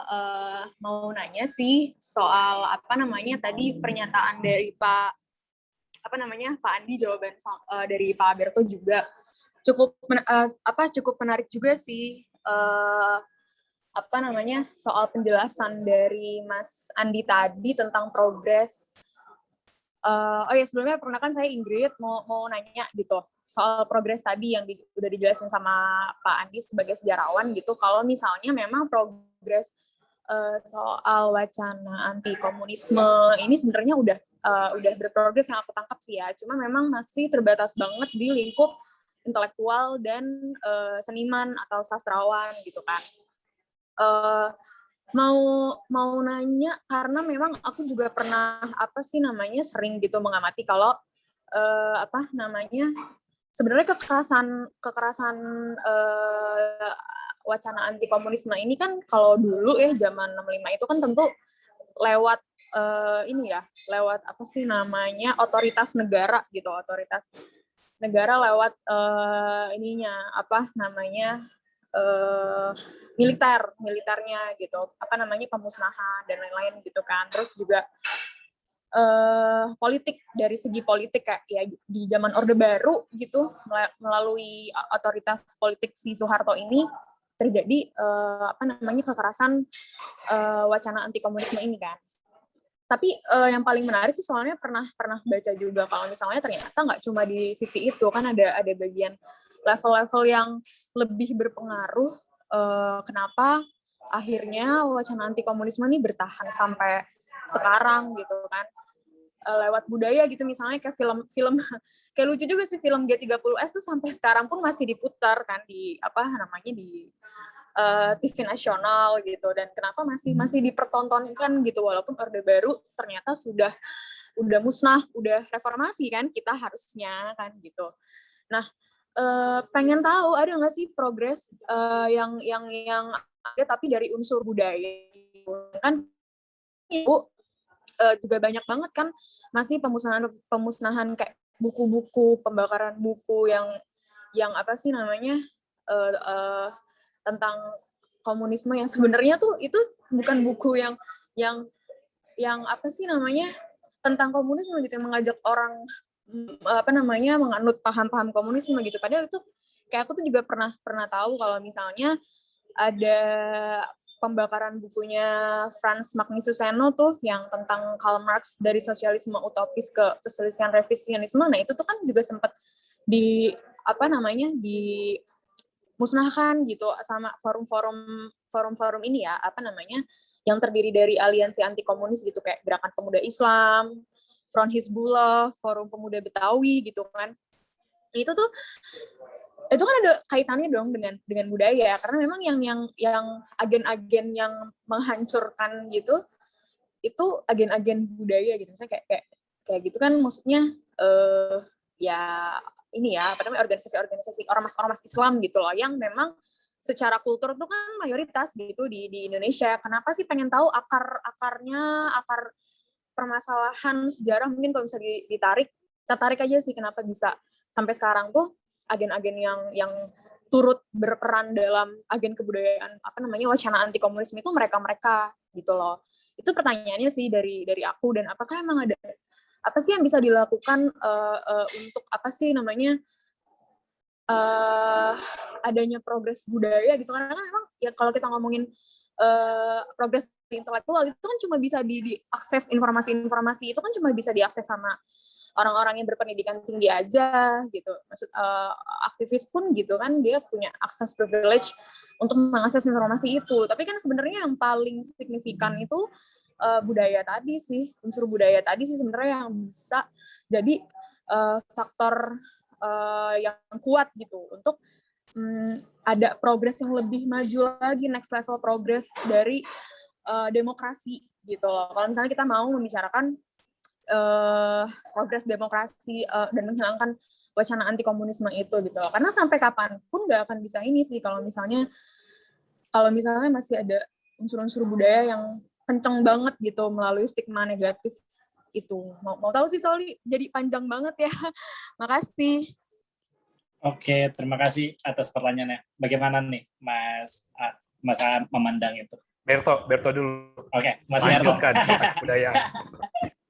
Ntar gue oper bolanya bagus nih. Ya mungkin ada tadi saya mungkin komentar pertama mungkin menanggapi yang tadi bukunya Magdi Suseno ya, sebetulnya memang salah kaprah sih bakar bukunya Magdi Suseno ya.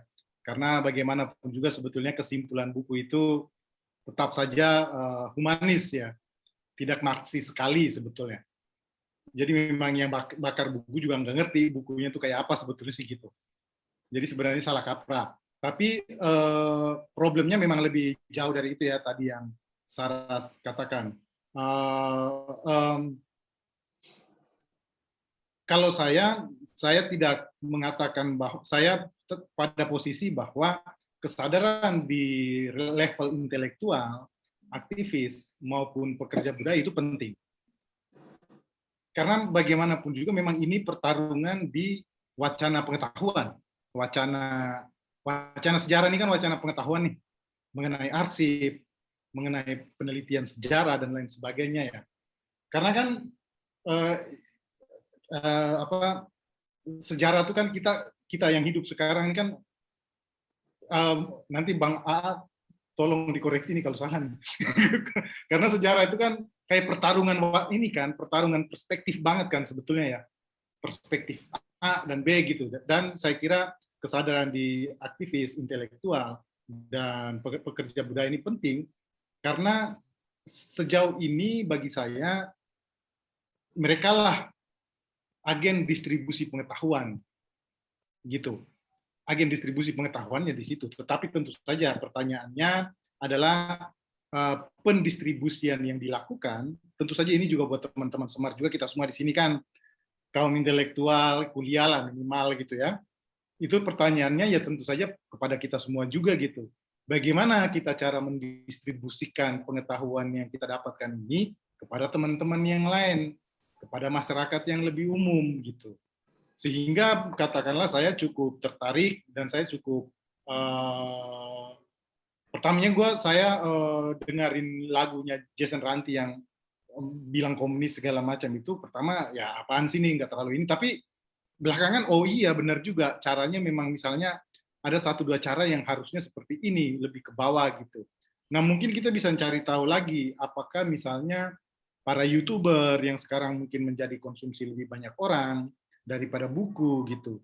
Ada nggak sih di antara mereka yang mulai mengangkat ini, atau katakanlah bisa kita diskusikan untuk kita bisa berdiskusi dengan mereka untuk bisa memberikan informasi seperti ini.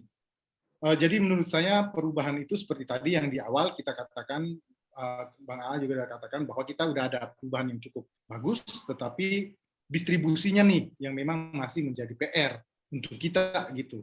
Dan memang pertarungan kepentingan segala macam kita nggak bisa ini ya, karena tadi ya itu adalah pertarungan perspektif juga, pertarungan kekuasaan juga di sana dan lain sebagainya.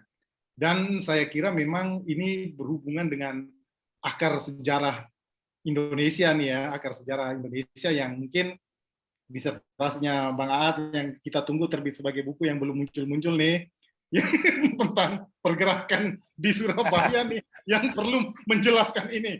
Silakan Bang. Silakan langsung Mas A. Todongan ya.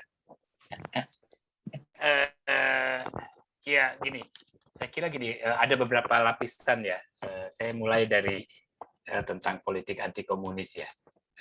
Politik anti komunis ada di mana-mana, di berbagai negara, sampai sekarang pun ada ya. Di Amerika juga itu kuat gitu sebenarnya kebudayaan itu ya. Eropa Barat sama dan jadi itu bukan hal yang unik di Indonesia tentang politik ini. Perbedaannya adalah ada checks gitu ya. Jadi politik anti komunis ini nggak sampai kayak semacam Amerika tahun 50-an, McCarthyism itu, sutradara pernah berhubungan dengan seorang tokoh komunis, di-ban gitu, dari nggak bisa berkarya, lalu penulis, tokoh-tokoh terkenal, kan banyak gitu ya korbannya di dalam McCarthyism di Amerika saat itu. Dan orang Amerika sadar, kalau ini terus berlanjut, hancur nih kebudayaan Amerika gitu kan. Makanya McCarthyism itu tahun 60-an 70-an akhirnya ada perlawanan terhadap itu ya. Jadi dan perlawanan itu juga terlembaga di dalam kehidupan politik demokratisnya. Jadi tidak bisa semena-mena. Nah, ini perbedaannya dengan situasi di Indonesia dengan politik anti komunisme ya, itu dia seperti tadi, dia bukan hanya politik anti komunismenya, tapi dia juga emang menghancurkan kehidupan, bisa dengan mudah menghancurkan kehidupan orang. Nah, ini kan problematik dalam kehidupan masyarakat demokratis ya. Jadi seperti tadi, centong jatuh aja ini PKI dasar gitu kan. Ada semacam itu yang kemudian problemnya adalah orang yang dia menjadi satu problematik menurut saya sekarang ini, karena dia ketika politik anti komunis berkembang dengan tanpa komunisnya ya, tanpa PKI-nya ya, dia kemana-mana. Dia menjadi satu instrumen yang pada akhirnya membungkam kritisisme. Kan itu problematik yang pernah dialami oleh ya Amerika sendiri, mengalami gitu ya, McCarthyism itu. Jadi ada semacam fear, ada histeria di dalam politik yang terus dihidupkan untuk mematikan kritik atau tantangan terhadap establishment, kemapanan, dan itu yang menjadi problem kalau ini terus berjalan. Dan di Indonesia saya kira, makanya saya bilang Gus Dur menyadari itu. Ini kalau nggak dihentikan seperti ini brengsek gitu politik Indonesia, dan memang akhirnya menjadi semacam pawning gitu ya, semacam jadi disandera gitu. Orang mau berbicara lebih kritis, disandera dengan wacana ini, diskursus ini. Dan itu yang terjadi. Kemudian kenapa, bagaimana juga, dan saya kira problemnya adalah memang secara intelektual betul tadi Saras ya. Oke, ini di kalangan intelektual dan sebagainya. Problemnya adalah kalau kita bandingkan dengan awal pergerakan negara-negara Berton yang tuh tadi awal abad 20, gini, ada orang-orang terdidik ya, terpelajar ya, yang di sekolah di Sofia, ada yang Semaun, ada yang lain sebagainya. Jadi ketika mereka berjumpa dengan apa yang disebut modernitas, kemajuan, progres, jalan gitu loh. Dia menjadi satu kekuatan yang mengorganisir banyak orang untuk menyuarakan itu, dan itulah dinamika di dalam, dia menjadi kekuatan dinamis dalam pembaharuan politik kolonial saat itu. Nah, di Indonesia sekarang saya kira problemnya juga di situ. Jadi saya melihat ya oke, aspek informasi dan sebagainya muncul dan sebagainya, tapi ada satu faktor yang sangat penting hilang, yaitu tradisi berorganisasi. Itu yang kemudian menjadikan seolah-olah segala pengetahuan yang ada di kepala kita tidak berarti apapun juga ketika di jalanan berhadapan dengan massa atau sekelompolan orang dengan menyuarakan kekerasan gitu, bahasa dan alat-alat kekerasan. Jadi nggak ada satu yang sifatnya bisa mengcounter itu gitu ya. Jadi ini beda bandingkan misalnya kalau tahun 20-an, awal abad 20, satu atau tiga orang ketemu bikin organisasi. Entah organisasinya apa ya. Jadi kebiasaan berorganisasi adalah produk modernitas. Dan di situ juga organisasi kan menjadi satu kekuatan ya. Mengapa misalnya VOC yang cuma berapa gelintir, berapa ratus, tapi dia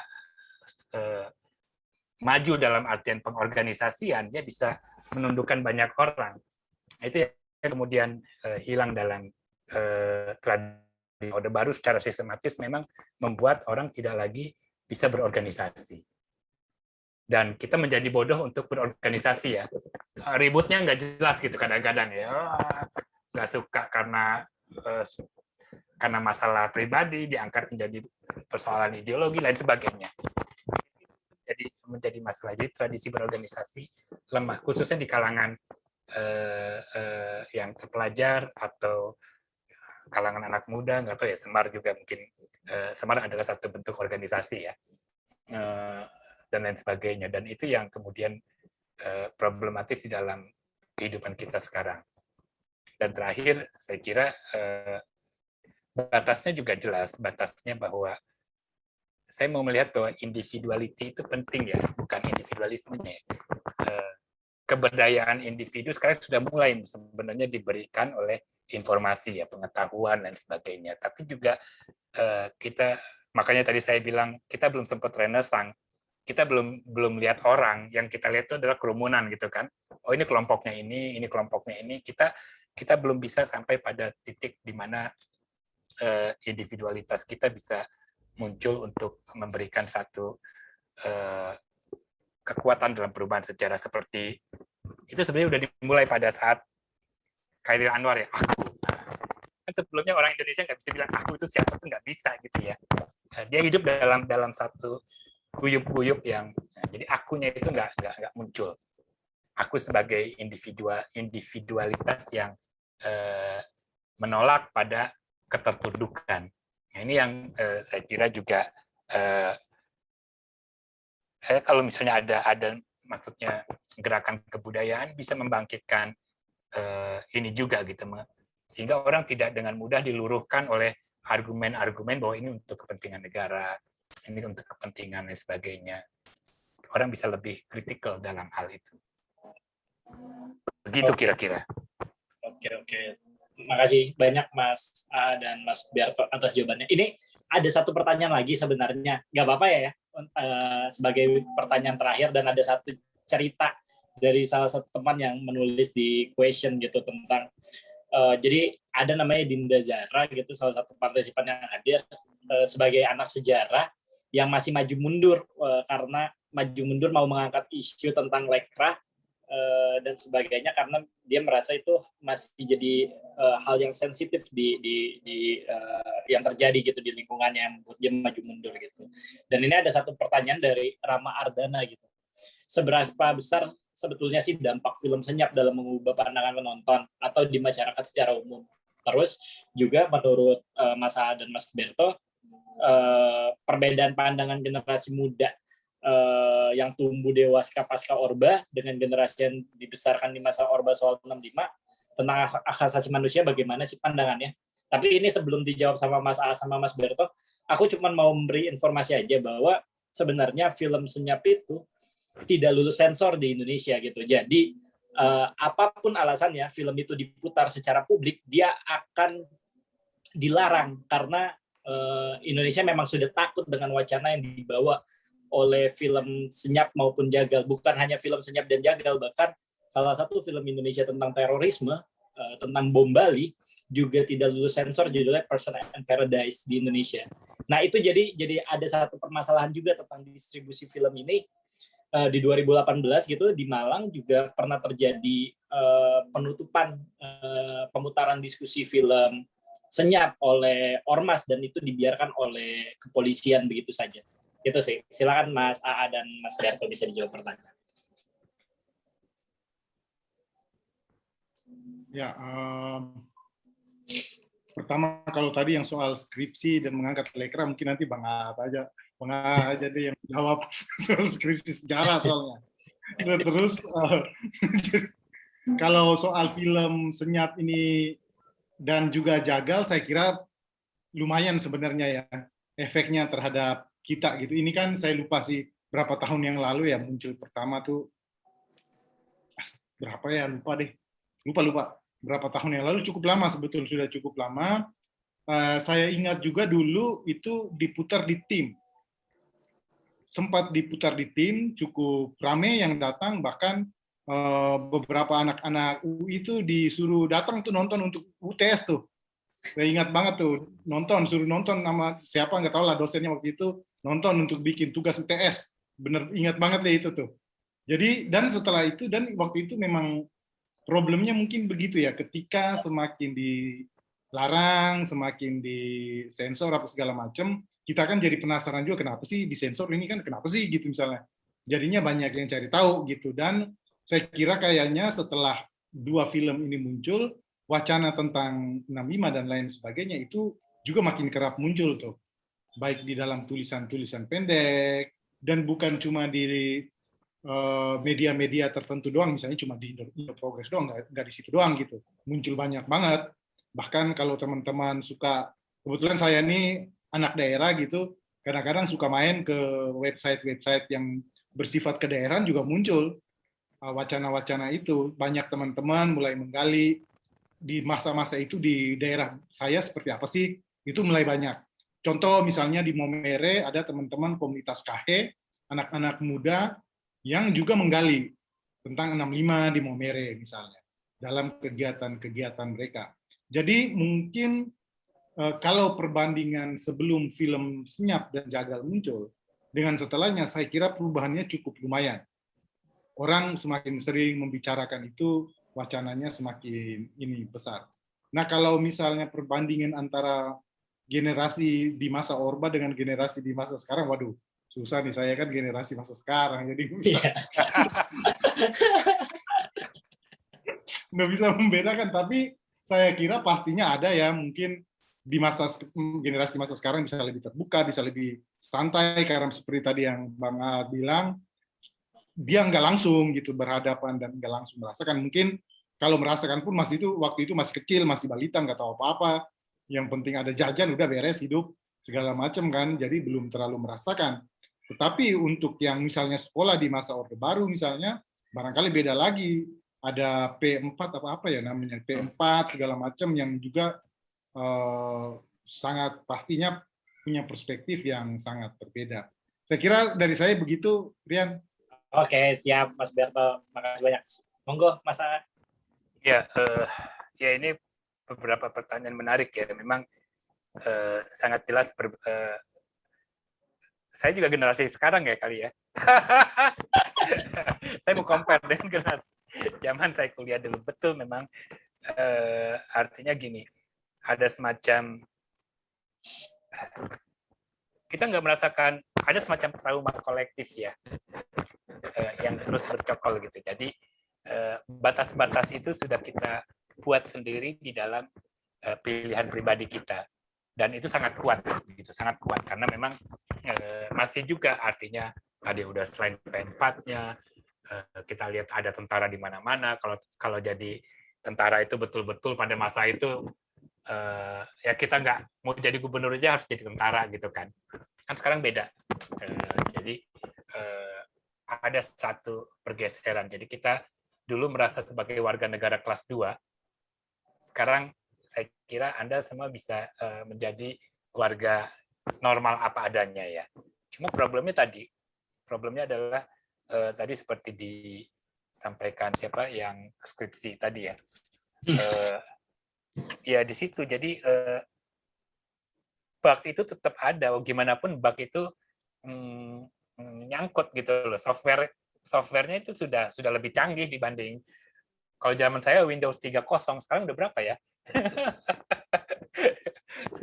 sudah sampai Windows 10 kali ya sekarang kan gitu kan. Tapi bug-nya itu terus gitu. Sehingga saya nggak tahu ditularkan secara kelembagaan atau juga mungkin dalam proses belajar mengajar, sehingga memang menjadi dilematis buat bahkan orang membuat skripsi yang dianggap sensitif. Pertama-tama yang bilang sensitif pasti dosennya kan, bukan ini topiknya sensitif dan sebagainya. Nah, di situ saya kira memang individuality tadi saya sudah nyinggung ya. Kita belum ada asklerum gitu dalam sejarah kita itu. Kita tuh nggak bisa gitu loh. Maunya apa itu nggak bisa secara clear. Dan itu yang saya kira juga mungkin bisa menjadi agenda ya. Kalau sekedar kita terlibat dalam macam-macam, oke lah.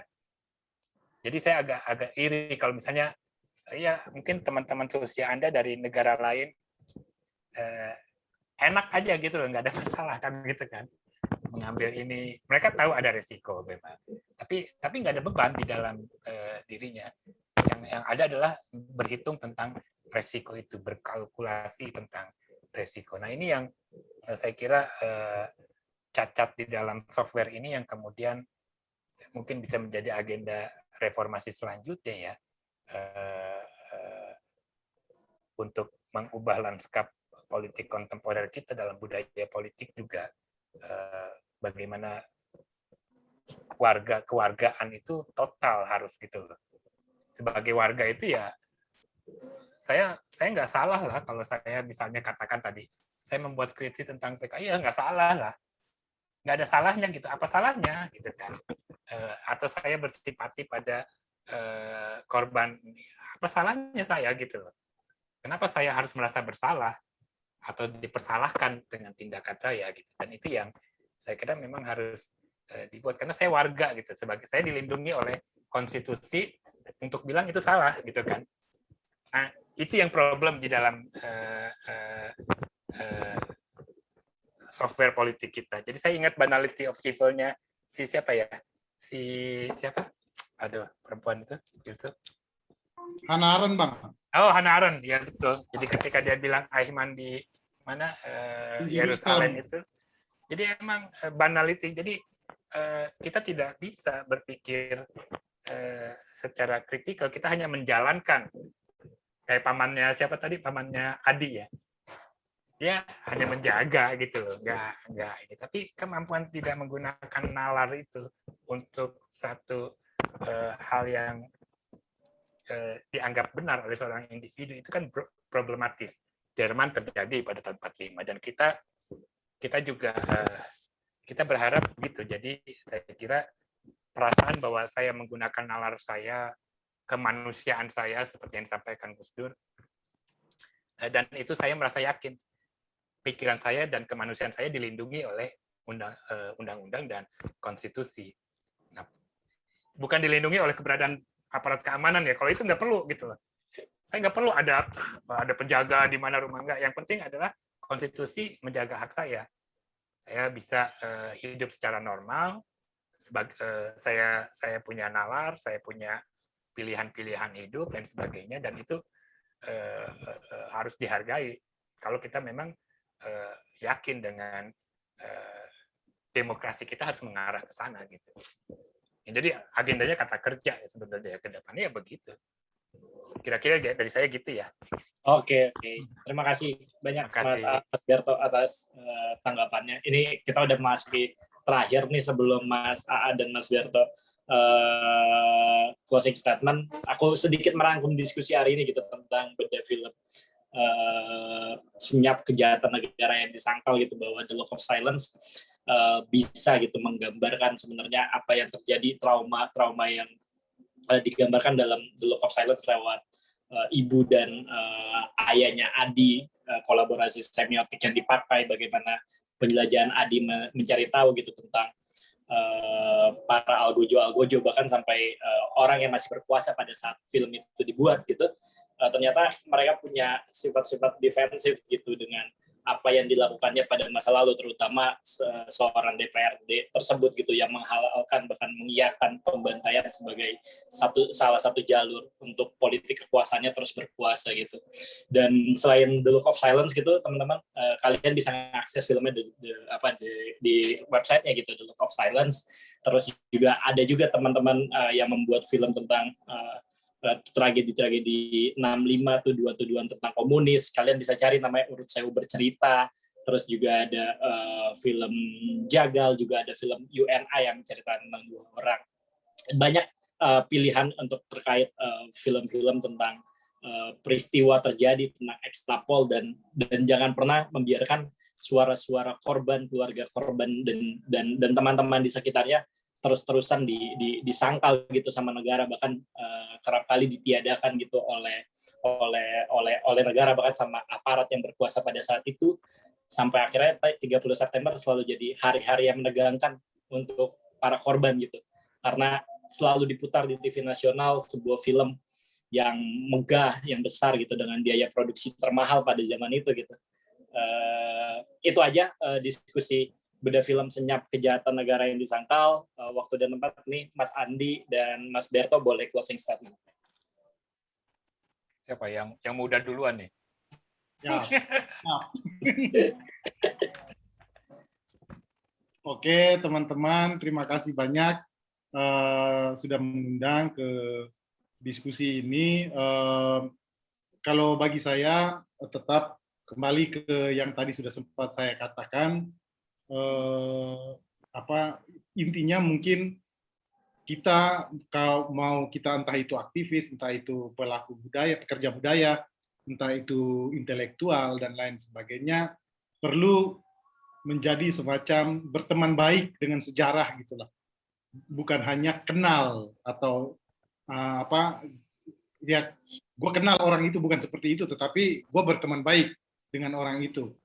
Menurut saya masih banyak ya, mungkin masih begitu banyak banget missing link, apa yang belum jelas, abu-abu di dalam sejarah kita, dan itu perlu menjadi kerja kita bareng sih untuk membaca itu dan nantinya menjadikan itu sebagai sumber mengerjakan hal lain gitu, entah di karya seni, entah di karya intelektual dan lain sebagainya. Mungkin saya di situ jas merah, jangan sekali-kali melupakan sejarah lah, gitu. Terima kasih Rian. Oke, makasih Mas Berto. Ayo ya. Mas. Ya, terima kasih. Saya berusaha singkat ya. Saya kasih apresiasi buat rekan-rekan di Semar UI untuk acara ini. Terus closing statement saya akan bilang bahwa aroma atau atmosfer politik anti komunisme yang selalu dihidupkan adalah sebuah bagian dari upaya yang membuat langkah kaki kita menjadi berat ke depan, menghancurkan individualitas kita atau membuat goyah pikiran-pikiran kita tentang apa yang sebaiknya terbaik untuk masyarakat kita atau Indonesia. Jadi dengan diskusi ini ya saya berharap bahwa kita percaya diri saja bahwa sebagai warga kita punya hak yang dilindungi oleh konstitusi untuk mengatakan yang benar itu benar gitu. Itu dari saya ya. Terima kasih. Oke, terima kasih Mas A, Mas Berto sudah mengisi diskusi beda film Senyap Kejahatan Negara yang Disangkal. Terima kasih juga Semar UI sudah mengadakan diskusi ini. Semoga cerita-cerita 6566 terkait pembantaian terus disuarakan gitu. Terima kasih semuanya yang sudah hadir, partisipan yang hadir. Saya Rian, izin pamit dari diskusi ini. Terima kasih semua. Terima kasih. Terima kasih. Pamit ya. Yo Mas, ya. Mas terima kasih banyak. Kita ya. tunggu baca puisinya. Tadinya saya kira ada baca puisinya Bung Berto, ini bukunya yang baru. Siapa? Sampai ketemu lagi. Yo. Yo, terima kasih Teman-teman, Mas Jarto, Mas A. Saya Liv ya.